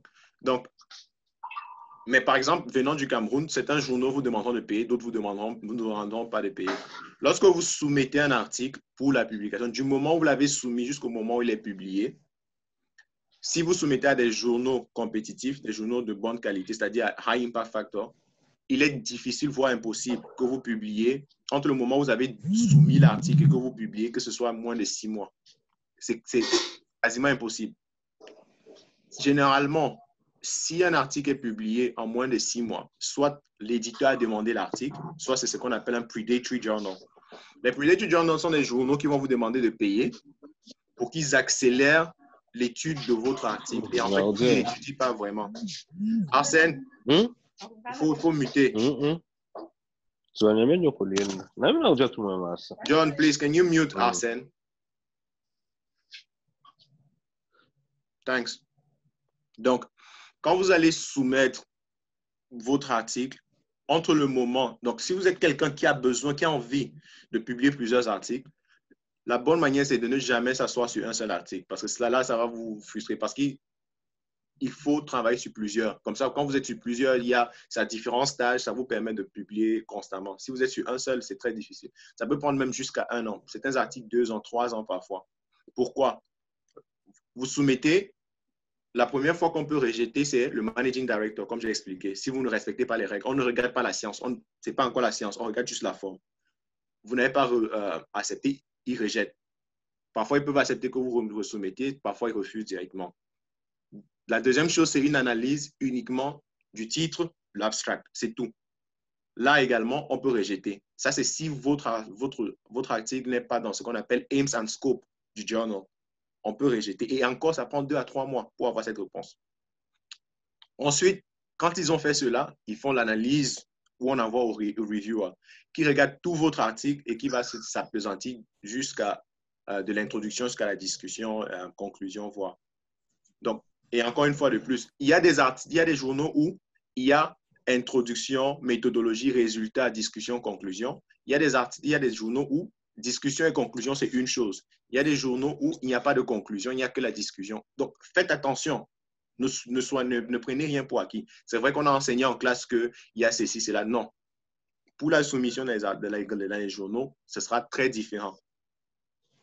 Donc, quand les reviewers voient cela, il y a 3 types de décisions que vous pouvez avoir. On peut soit rejeter votre article directement. La plupart des journaux ont un taux d'acceptation qui est entre 13 et 25%, c'est-à-dire 1 sur 4, 1 sur 7 articles sont acceptés, pas pour publication, donc ne sont pas rejetés. Donc, la plupart des personnes sont rejetées. Ne soyez pas surpris, vous envoyez à un journal et vous dites non, ils ne veulent pas. Donc, les 2 autres décisions, c'est soit ce sera accepté avec modification mineure, soit accepté avec modification majeure. Accepté avec modification mineure, il y a des petites choses, ils vont vous demander. Modification majeure, ils peuvent vous faire refaire tout l'article. Ils aiment bien le concept, mais ils n'aiment pas la manière que vous avez fait votre étude. Ils peuvent vous dire non, ce tableau, on ne le veut plus, on veut tel autre tableau, mettez plutôt telle chose, on ne veut pas telle donnée. Ils vont vous donner toutes ces informations. Mais votre article va changer. Et le fait de faire ces modifications ne vous garantit pas que ça sera publié. Donc, il y a parfois ce va-et-vient là où vous envoyez la première fois, première modification, renvoi, vous renvoyez ça. Et c'est ce qui fait en sorte que des articles peuvent prendre entre 6, 9 mois, voire même 2 ans avant d'être publiés. Je ne conseillerais à personne de faire publier ces articles dans les peer-reviewed journals. Oui, vous allez publier rapidement, ça ne sera pas bien analysé, vous n'allez pas beaucoup apprendre. Mais si vous avez l'ambition de devenir des grandes personnes dans votre domaine demain, si vous commencez ainsi, ça va vous bloquer parce que on connaît ceux qui sont les peer-reviewed journals. Donc, quand on voit un article dans tel journal, on sait que ça n'a pas été pris très au sérieux et ça peut rabaisser. Donc, ça, c'était pour cela. Maintenant, Raïs, est-ce que tu as d'autres questions par rapport à ton thème de recherche sur les cardiopathies hypertensives? Tu es sur muet, si tu peux enlever. Non, tu n'as pas en mute. Oui, c'est bon. Non, les questions, j'en ai plus. Tu m'as assez éclairci par rapport à ça, mais je suis un peu coincée sur les références. Tout à l'heure, tu parlais du système de référence, Vancouver, AMA, etc. C'est un petit souci que j'ai, mais bon, peut-être inbox, on en discutera davantage. Non, ça, c'est très simple à répondre. Le système de référence, c'est... Puisque toi, tu es en train de faire ton travail de fin d'études, ça va dépendre de la fac. Donc, il faut simplement demander à la fac quel est le système de référence qu'ils prennent. Généralement, c'est Vancouver. Donc là, s'il n'y a pas de complications.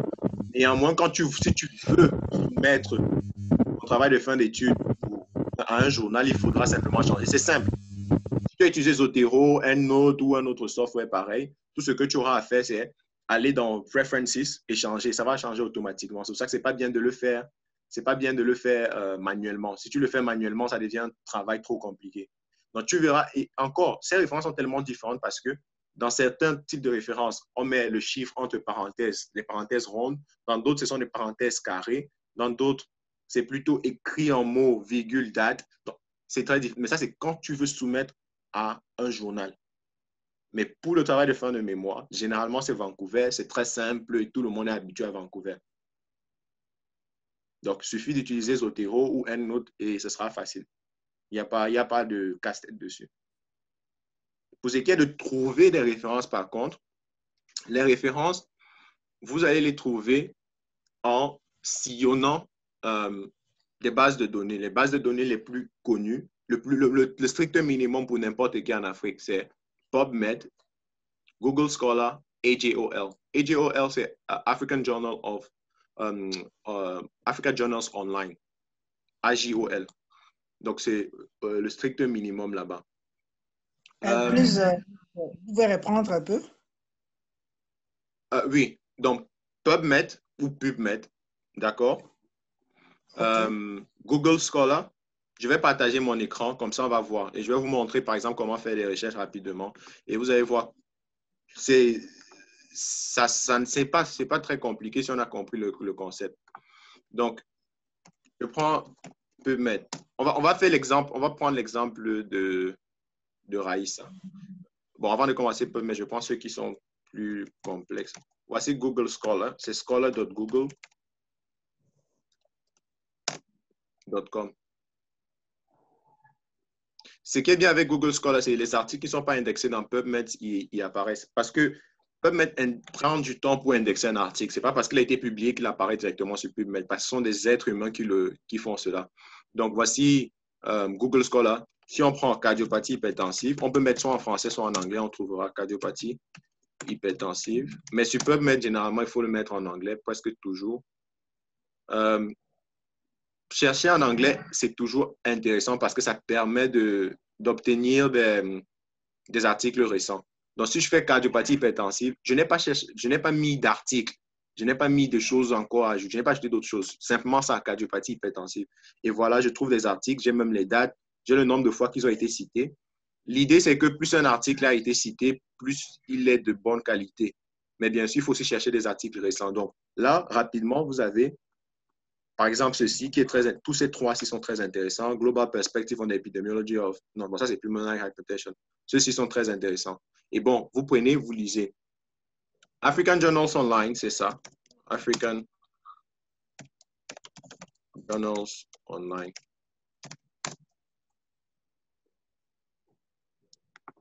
Et là, vous pouvez faire la recherche également. Ça vous permet d'accéder aux journaux africains, puisqu'ils ne sont pas généralement publiés au plus grand truc. Maintenant, je reviens sur PubMed. Donc, si je voulais chercher sur PubMed, je fais en anglais hypertensive cardiopathie. Non, je vais sur PubMed et je vais vous montrer comment je ferai. La recherche sur PubMed, le plus simple, c'est une fois de plus, ne mettez pas beaucoup de mots. N'allez pas chercher cardiopathie hypertensive, de République démocratique du Congo, ou je ne sais pas, cardiopathie hypertensive, Cameroun, forcément, non. Au début, il faut rester d'abord large et puis restreindre. Ça prend du temps, je ne sais pas pourquoi. OK. Il y a des opérateurs booléens que vous pouvez utiliser qui vous permettront de réduire. Donc, si je viens sur PubMed, je mets seulement. Ah, what the hell?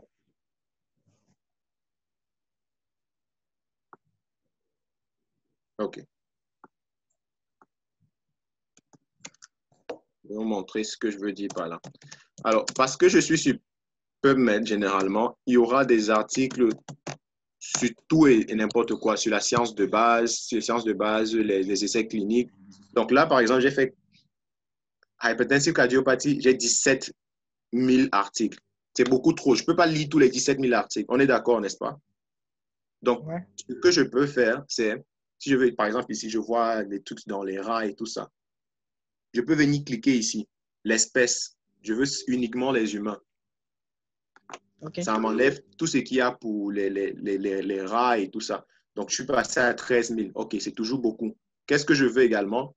Je peux décider que je veux uniquement les essais cliniques ou les revues ou ceux qui ont des abstracts ou ceux qui ont le texte gratuit. Mais bon, il y a d'autres manières d'y accéder.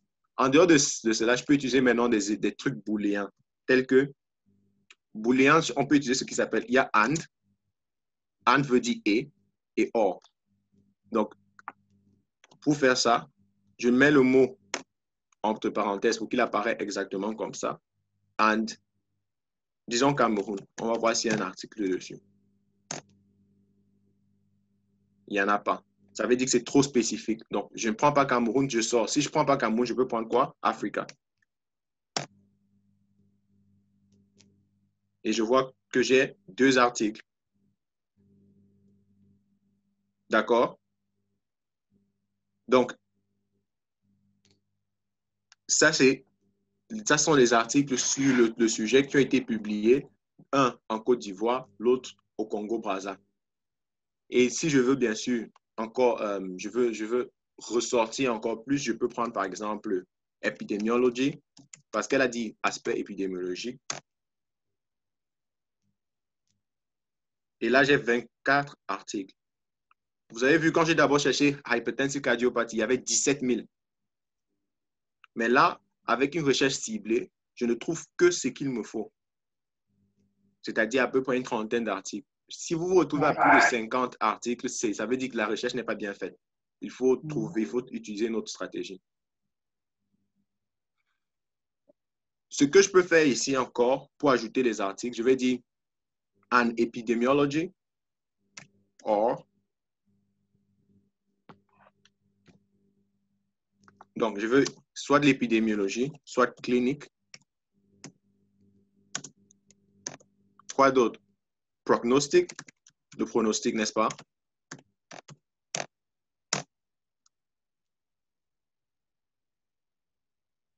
Voilà, c'est passé de 22 à 29.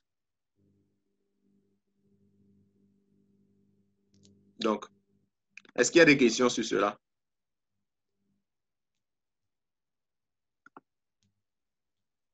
Non, ça. OK. Donc, maintenant, la recherche que je vous ai montrée elle fonctionne principalement sur AJOL, African Journals Online, et PubMed. Donc, si vous allez sur AJOL, vous faites ce genre de recherche avec les and, les or, les guillemets que j'ai mis. Quand vous mettez les guillemets, ça trouve le mot tel qu'il est écrit. Donc, parce que si je mets hypertensive cardiopathie, je laisse sans guillemets, ça va chercher des articles où à un moment il y a cardiopathie, à un moment il y a hypertensive. Ça ne veut pas forcément dire qu'il y aura cardiopathie hypertensive. Je ne sais pas si on se comprend.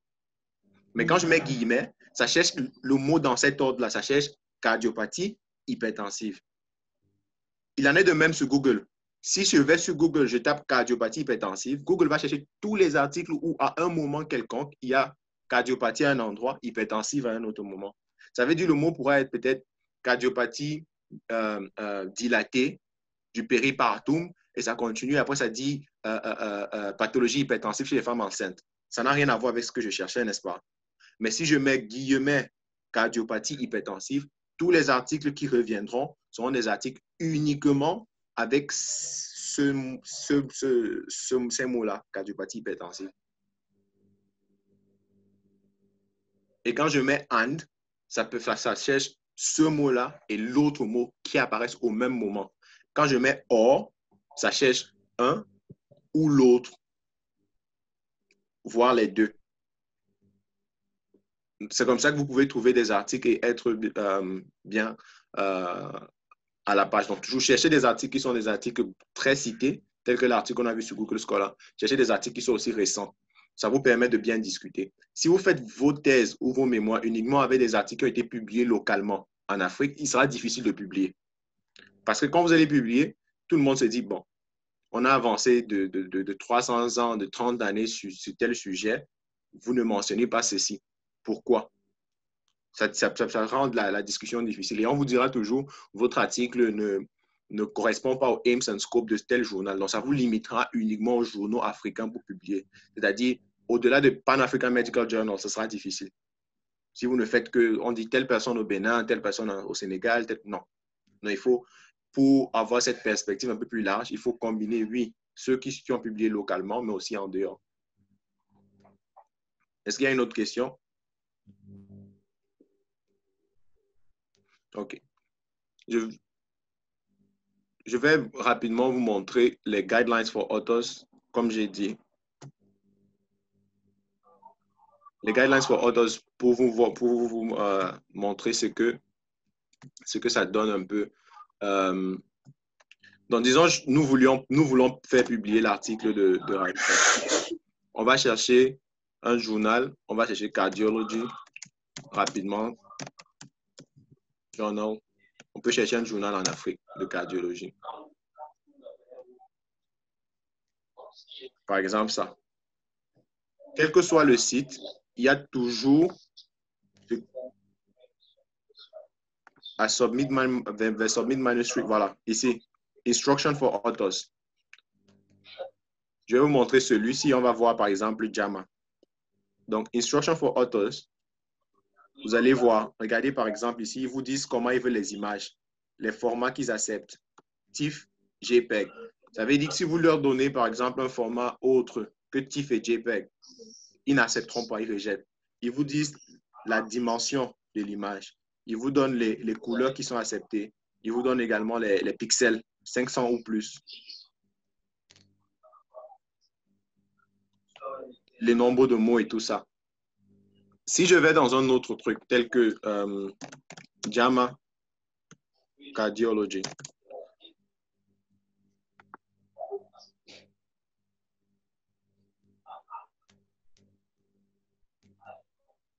JAMA Cardiology for authors, Instruction for authors, ici. Et je pense que je pourrais vous montrer également sur Zotero à quoi ça ressemble, les deux trucs, comment c'est différent. Donc,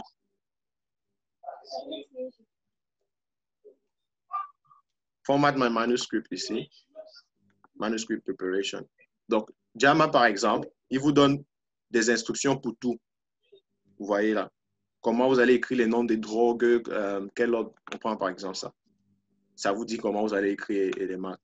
Et donc, à cause de cela, si je viens ici, sur Zotero, à cause de toutes ces petites différences, voilà.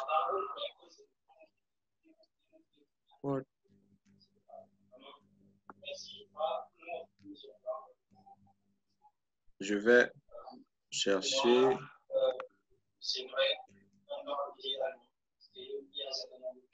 Non, c'est pas là. Un instant. OK. Je vais vous montrer document preferences.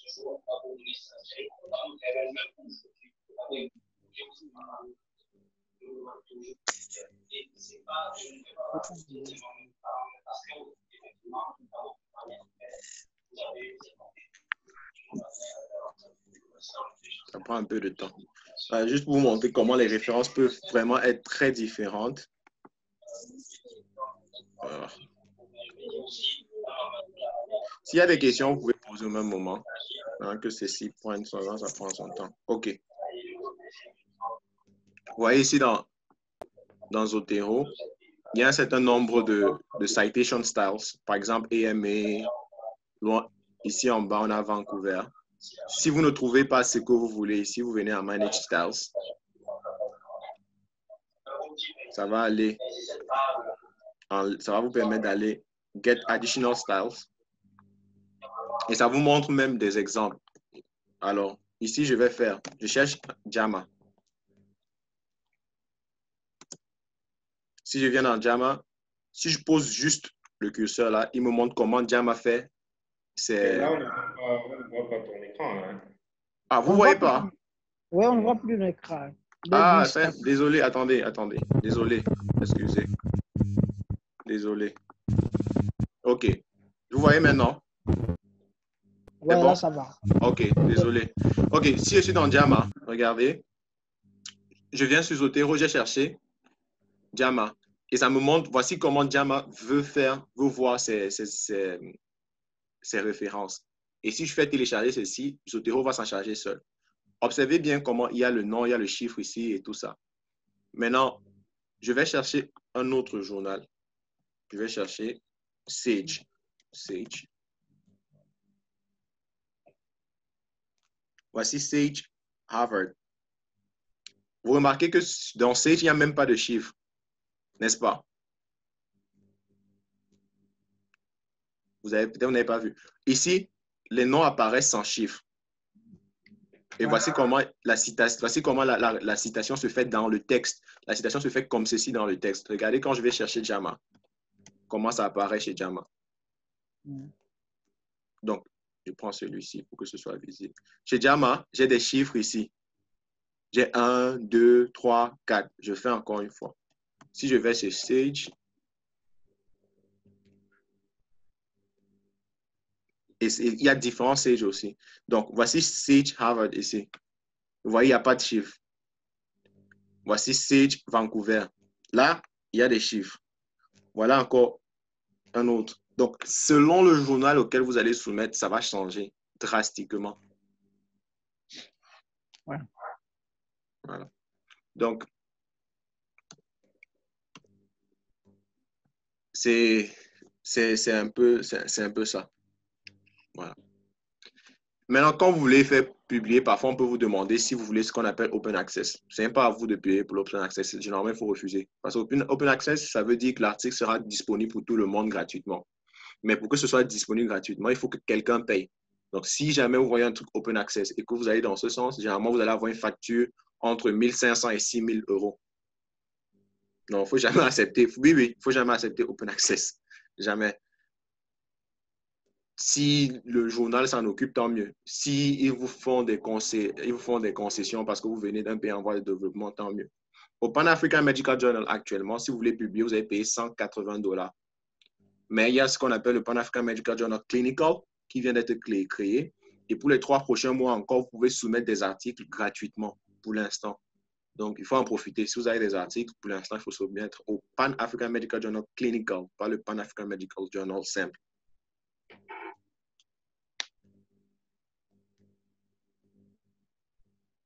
Il n'y a pas de questions. Bon, ça va. Samuel, dis-nous alors rapidement ce sur quoi tu travailles. Si on peut t'aider rapidement, on va voir comment t'aider.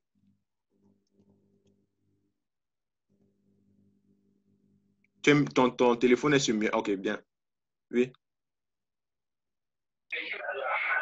Bonsoir à tous. Je m'appelle Samuel. Bonsoir, Samuel. Je suis en dernière année de médecine.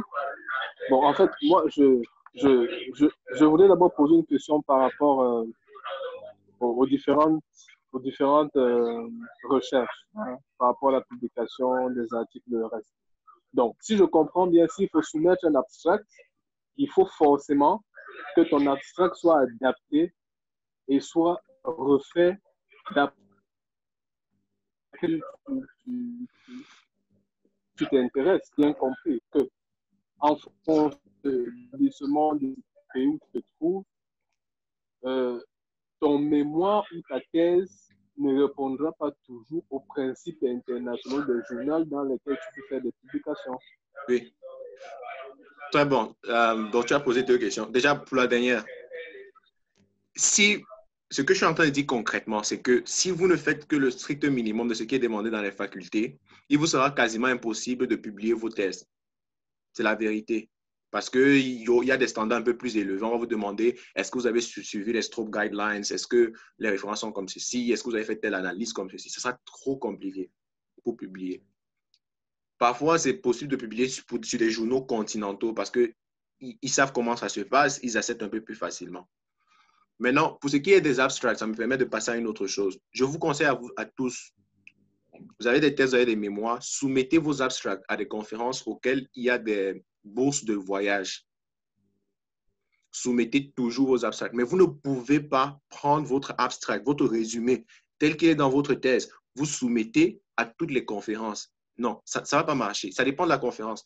Disons que on prend le cas de Raïssa, qui travaille sur cardiopathie hypertensive. Parce que c'est une thèse, elle va récupérer beaucoup de données. Elle va récupérer des données sur peut-être syndrome métabolique ou sur peut-être les résultats écho, les résultats ECG, les médicaments, ainsi de suite, n'est-ce pas?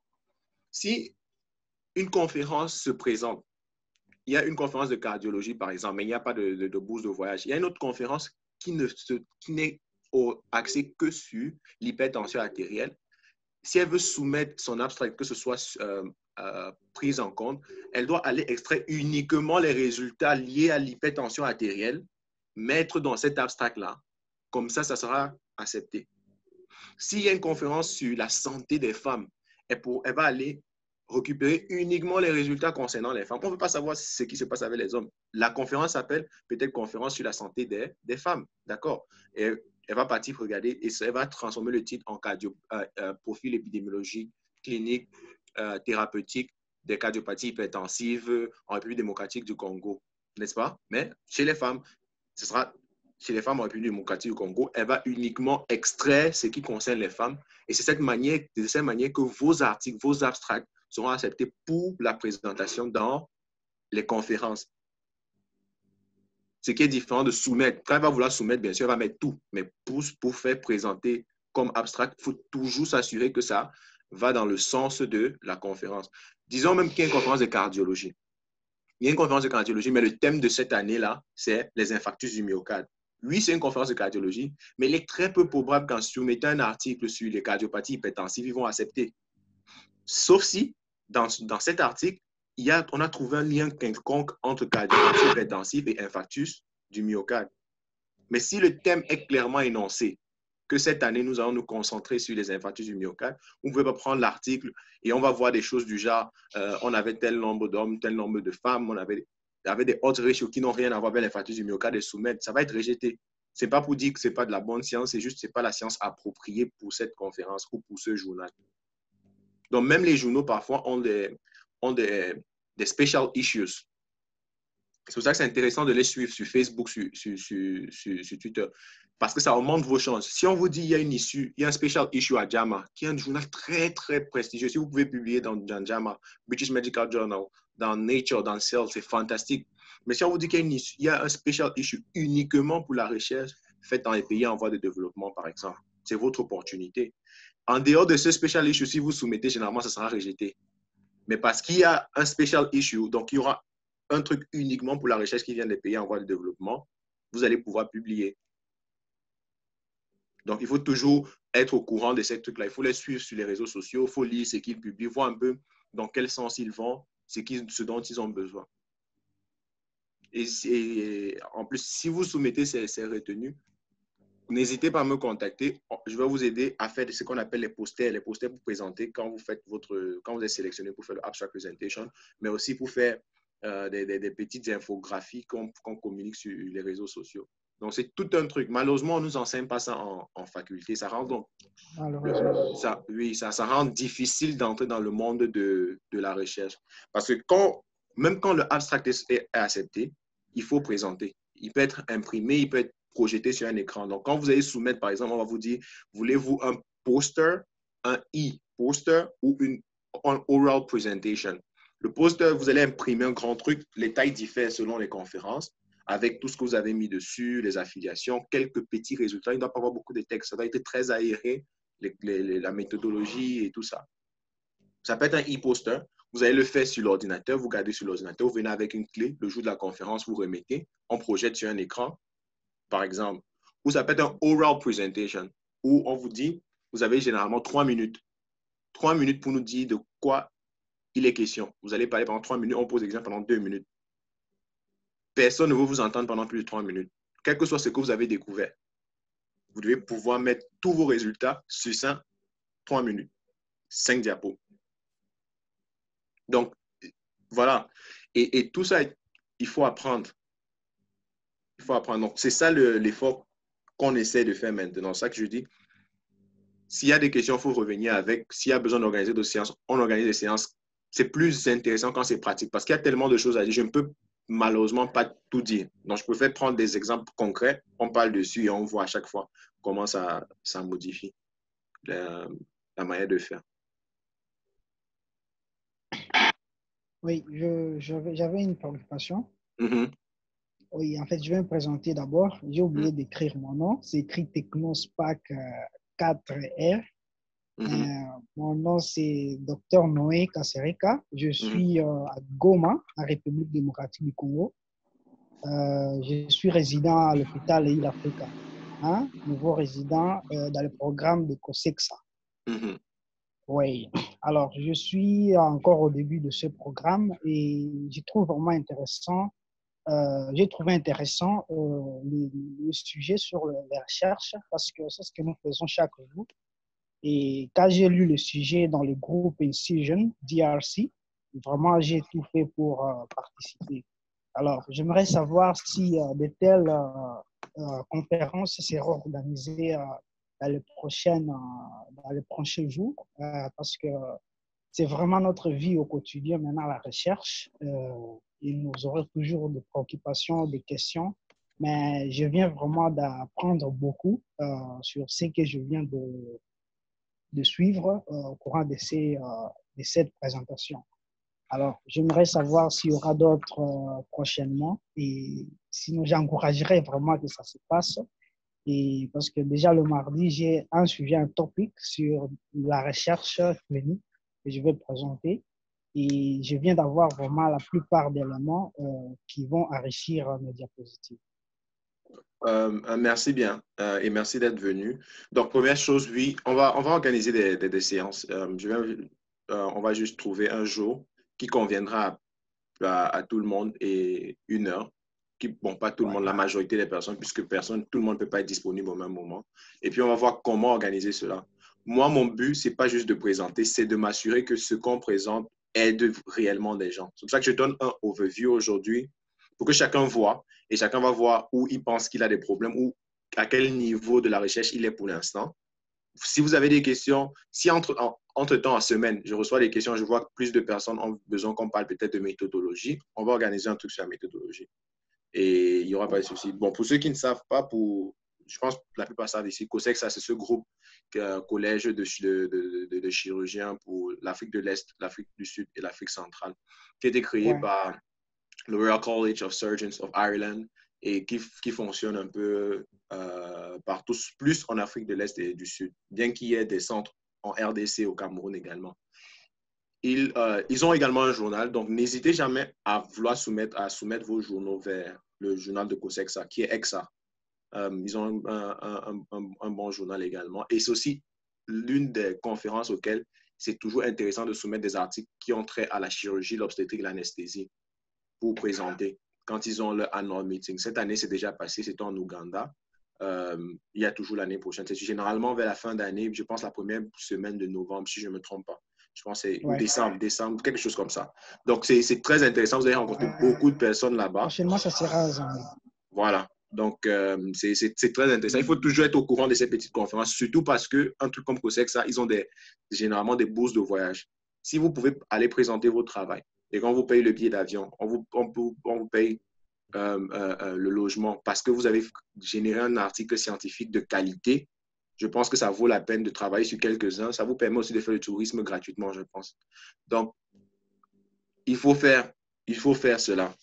Il faut faire cela. C'est tout à fait possible. Ça vous permet de rencontrer d'autres personnes. Donc, oui, on va organiser des séances. Y a-t-il une autre préoccupation? OK. Donc, peut-être je pourrais demander si je peux avoir certaines références, certains documents qui peuvent m'aider à préparer mon sujet sur la recherche. Pour la recherche, il y a un outil fantastique, Researcher Academy. C'est gratuit. C'est Elsevier, l'éditeur Elsevier qui s'en occupe. Ce sont des cours gratuits en ligne pour apprendre la recherche. Ça donne vraiment le b.a.-ba, mais très, très bien structuré avec même des diplômes. Donc, Researcher Academy, si vous tapez uniquement Researcher Academy sur Google, vous allez avoir le site. Vous vous inscrivez, c'est gratuit. Vous faites les cours. Parfois, il y a des petites questions qu'on pose. Et puis, ça vous enseigne tout de comment préparer au moins le b.a.-ba, bien sûr. Ce n'est pas un niveau expert, mais c'est déjà un bon début. Comment préparer son travail, comment rechercher les fonds. Parce que voilà une autre chose, ça me rappelle. Pour que nous puissions produire la recherche de qualité, il nous faut de l'argent. Malheureusement, nos gouvernements n'ont pas d'argent, ils ne sont pas prêts à sortir de l'argent. Il y a des organismes internationaux qui distribuent de l'argent littéralement pour la recherche. Néanmoins, pour l'obtenir, la première des choses, c'est qu'ils regardent déjà ce que vous avez publié. Donc, ça veut dire que maintenant, il faut commencer à avoir un bon CV. Ouais. Et ils donnent ce qu'on appelle des grants. Quand vous obtenez les grants, dans les grants, vous pouvez mettre votre propre salaire. C'est-à-dire, vous êtes à l'hôpital, on vous paye mal, mais vous avez votre salaire à partir des grants. Et vous faites votre recherche. Donc, voilà des solutions concrètes. Néanmoins, ces trucs existent, mais si nous allons maintenant pour y postuler, on ne va pas les avoir pour l'instant. Il faut augmenter le profile, il faut s'habituer. C'est pour ça qu'il faut aussi travailler. Donc, moi, j'ai pensé, si on peut avoir un maximum de personnes qui s'y mettent, ça nous aide tous. Parce que si je connais des gens qui sont au Bénin, au Mali, au Togo, au Cameroun, on peut par exemple demain avoir des études multicentriques. Plusieurs centres ont fait les mêmes interventions et ça permet de prendre des grandes mains de 1 million de dollars, de 2 millions. C'est possible. Mais il faudrait que des personnes qui sont en train de postuler, parce qu'on donne toujours le CV, il faut qu'elles aient déjà un niveau de recherche pas possible. Donc, on ne va pas attendre d'arriver là pour commencer. Il faut commencer maintenant. Ouais. Donc, oui, il y a Researcher Academy. Un autre truc, c'est AuthorAid. Donc, AuthorAid. C'est en un mot, bien que ça se lira en deux mots. AuthorAid.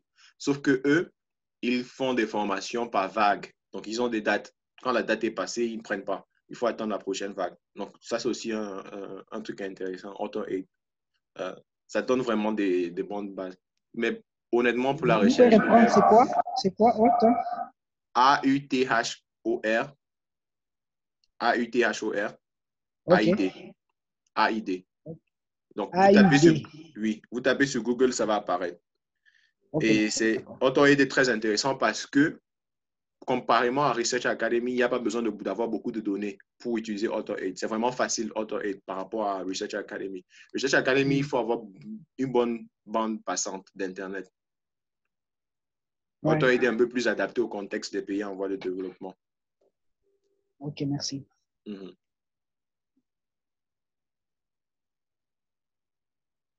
Voilà. Bon, je pense que on a répondu à pas les préoccupations. Apparemment, il n'y a plus d'autres préoccupations. Donc, s'il y a des questions entre-temps, vous faites savoir. On va voir comment organiser les séances pour parler de ces trucs-là.